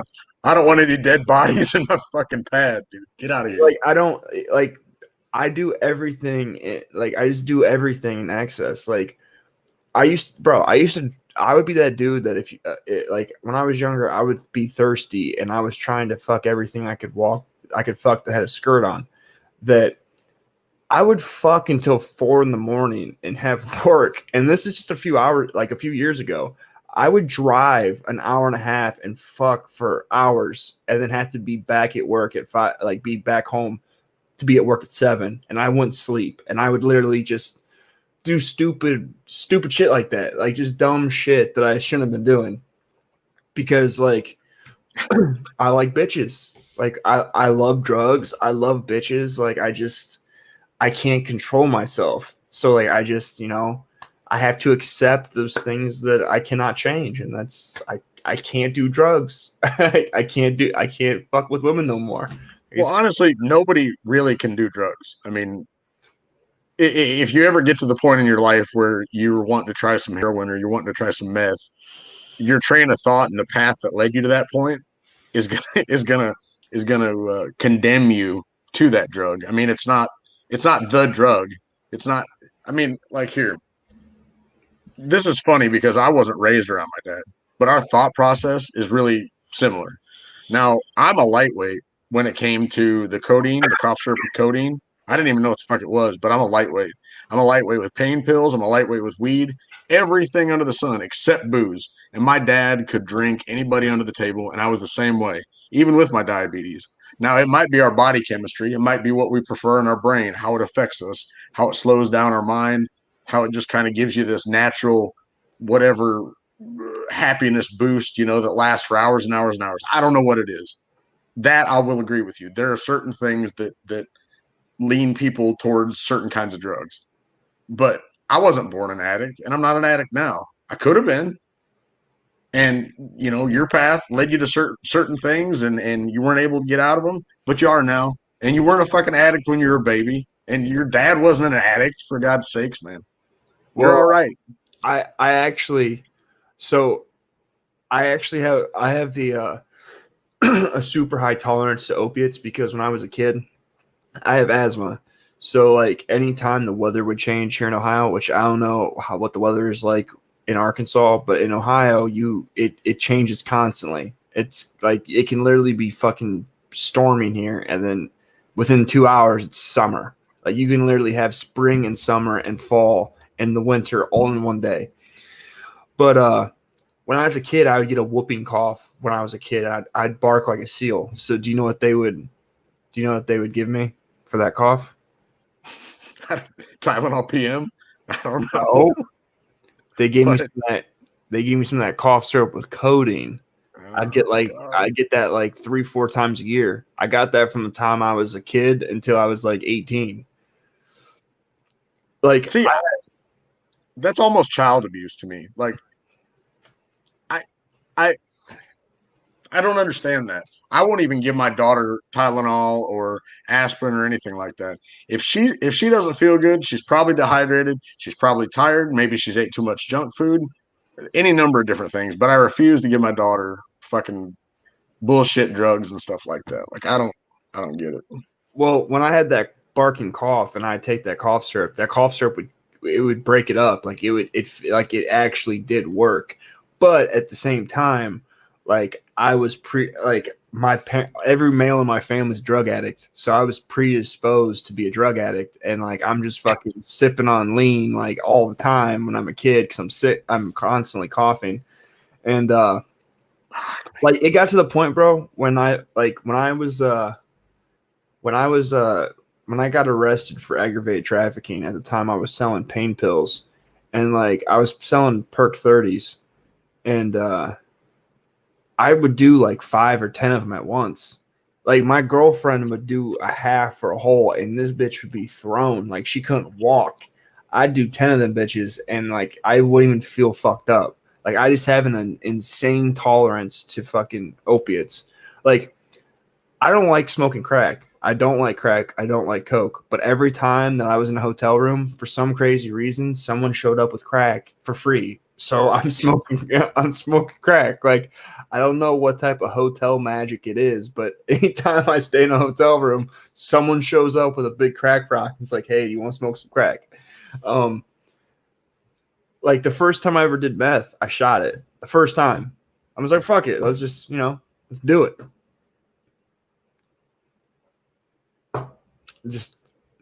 Just my character, I guess. Like, you ever see the memes that are like, hey, hold my beer? Yeah. I mean, yeah. That's me. Like, that's me with drugs. Like, hey, I got this. You want to try it? Fuck it. Hold my beer. Let me see how this goes. Like, yeah, we did the same thing with fighting, we just go somewhere and just go start a fight, or hey, wake up on Saturday morning, we're all fucking hungover. Let's go down to Newton and go skydiving, or let's go down to the farmer's place down there and see how fast we can get the horses going with loose saddles going across the pasture. Yeah, I mean, I did the adrenaline rush too, and I mean, there's a certain degree in what you're talking about. It's the excitement. Yeah, it's a diversion, it's a distraction. It's I have confidence because this didn't kill me. You know what I mean? Like, am I cut off? no, you're not cut off. Oh, well, I'll tell you, I imagine you got to go to work in the morning and stuff like that. But I'll tell you my only experience with, well, I had two experiences with it, but with lean. So I was working second shift and I had like bronchitis and it was keeping me up at night. I'd lay down, I'd cough, I'd cough, I'd cough. So I had to go to work at 3:30. Had a doctor's appointment at like 1:30. Go to the doctor. He prescribed me an antibiotic, and then he said, "Are you coughing a lot at night? Is it keeping you up?" I said, "Yeah." He goes, "Okay, go fill these and take this, before you go to bed at night." So I just thought it was cough syrup. I thought it was medicated cough syrup. I didn't know what the fuck codeine even was. Go fill it. I go to work. It was cold out. We worked at a truss plant, and I walk outside, and the wind's blowing real bad. It's dry, and then I walk back inside, and I start coughing again. The difference in humidity and temperature and stuff. So I sit down and I'm starting to do my paperwork. This is like 4 o'clock in the afternoon. I take a swig of that cough syrup and I wake up at like 5:30 and there's a puddle of drool on the desk. And everybody's like, Blake, are you okay? Are you okay? And yeah, that shit knocked me out like that. I didn't even know what the fuck I was doing. I didn't know what it was. I didn't know why I couldn't fucking talk. I was stumbling around. In high school, one of my friends got testicular cancer, and he got the cancer of your blood, Leukemia. So we're in high school. He gets leukemia and testicular cancer. So he starts going through chemo. All right. Well, from him going through chemo and all the drugs he was taking, it ended up eating away his knees. So he had to have both of his knees replaced while we're in high school. Now he beat cancer. Do you know what they ended up giving him after he had cancer? Nothing good. So if you watch rap videos and you see how like they pour lean and they have like it's like purple. Yeah. All right, so they have the cough syrup with coating that they give you, that small bottle, that's like a weak dose of lean. Shit. They have a better, like they have stronger grades of it, and one of it is like a purple color and the other one is a green color. And they were giving him a bottle of lean that was like this fucking big, like every 2 weeks or something, because he had cancer. And like I'm in high school, bro, like getting fucking top shelf Lil Wayne lean, like fuck, like dude, like I'm telling you, I lived a crazy, crazy life. I mean, when we talk about this, it's kind of sick in a way because we're laughing and we're smiling. And I wonder why we're laughing and smiling. Like, is it because we made it through and we're smiling back at death? Is that why? Yeah, it's just like when any bad thing happens. It's not you don't find humor in it then, but you find humor in it afterwards. Like, just like, it isn't funny when I find out that I've had sex with my son's mom the first time and she's pregnant and she sends me a pregnancy test. But now when I tell you it, it's pretty funny. When you were talking about like your experiences and what kind of brought you to God, the extreme happenings and stuff like that. I've had experiences at concerts before, and one time at church, but where you're kind of like you're in the midst of these people, and everybody's got the same direction of mind, and everybody's experiencing the same thing, and everybody has the same emotion. And times like that where it gives you goosebumps and you're smiling and crying at the same time. Even like when I hear certain songs, or like I said, one time we were at church. I took my daughter, and everybody's singing the same song. Everybody's doing the same thing. And there's other kids, and there's old people, and there's middle-aged people, and there's a pastor. And I was at a Tool concert one time, and a Brooks and Dunn concert, and a George Strait concert, and I've had experiences like these in all those places where it seems like you're just on the same wavelength with everybody, and everybody's having the same emotion, and you just go, God damn it, I'm part of this world. Holy shit. And it just breaks you down. That to me is the closest. Those experiences to me are the closest to God that I think I've been.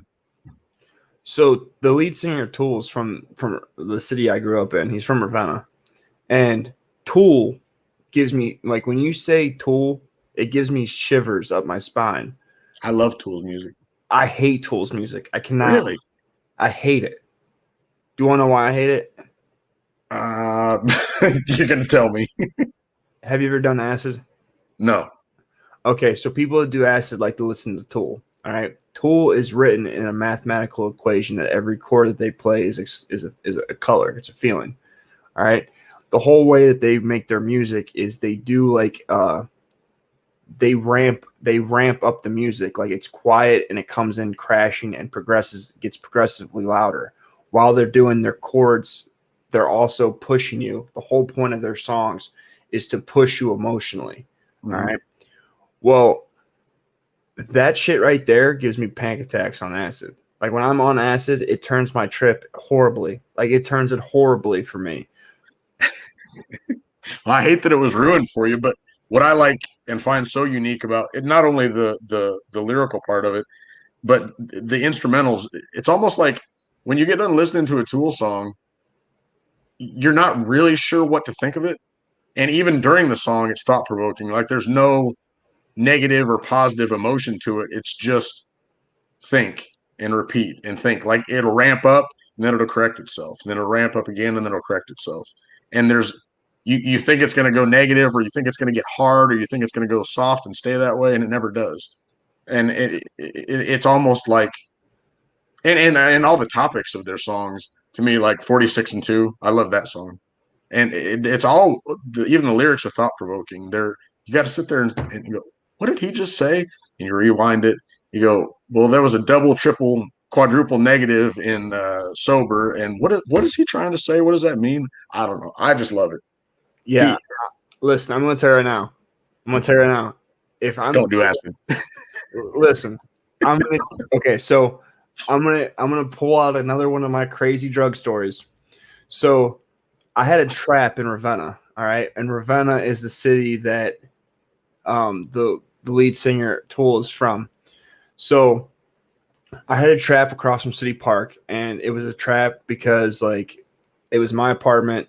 In the morning, the guys would wake up and they'd come to my spot, and we would just serve all day and all night out that bitch. And then at a certain time at dark or whatever, they would leave, and they'd leave everything at the house. And I watched the house and I served and all that good stuff. Well, I was selling acid, and like there's like 10 of us in this bitch.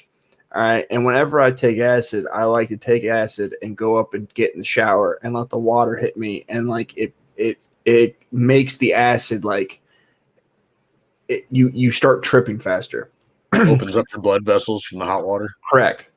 So whenever you do acid with a group of people, whoever takes it all at the same time, you're all on the same level. All right. Well, when we all took the acid, I went upstairs, and when my acid started kicking in, I was on a different level than they were. And they were on this level, and I'm on this level. All right. And we're downstairs, and I was in a I had a 20. I took a bunch of. I took. I took 2,000 microdots or 2,000. Yeah, 2,000 microdots, and you only need 25 to fill a trip. Your average dose is between 80 to 100 per strip, and all the strips I took were 200. They were double dipped. So like we're all super fucked up. But I was looped in a hole for 24 hours where I was on a constant repeating cycle. And I went downstairs and like my brother would ask me where the weed was, and then another guy would ask me where the blunts were, and then another guy would ask me where the fucking scale was, and then my girlfriend would ask me for a lighter, and they're playing Tool in the background, and like the shit with Tools going on, and then this guy's asking me for, like, it just went in a circle, and it got to the point where like I'm literally thinking like while I was in the shower, these motherfuckers are plotting on me. So, like, I'm sitting in this chair, and I'm literally plotting on who is the first person that I have to fuck up to get out of this room. Like Nick, you the biggest motherfucker. I'm gonna have to hit you fucking hard and fast. And I was like, my girl ain't gonna try to fight me. My brother's a pussy. Like, I'm literally plotting how I'm about to get out of this room with all these people. Like, it was a very bad experience.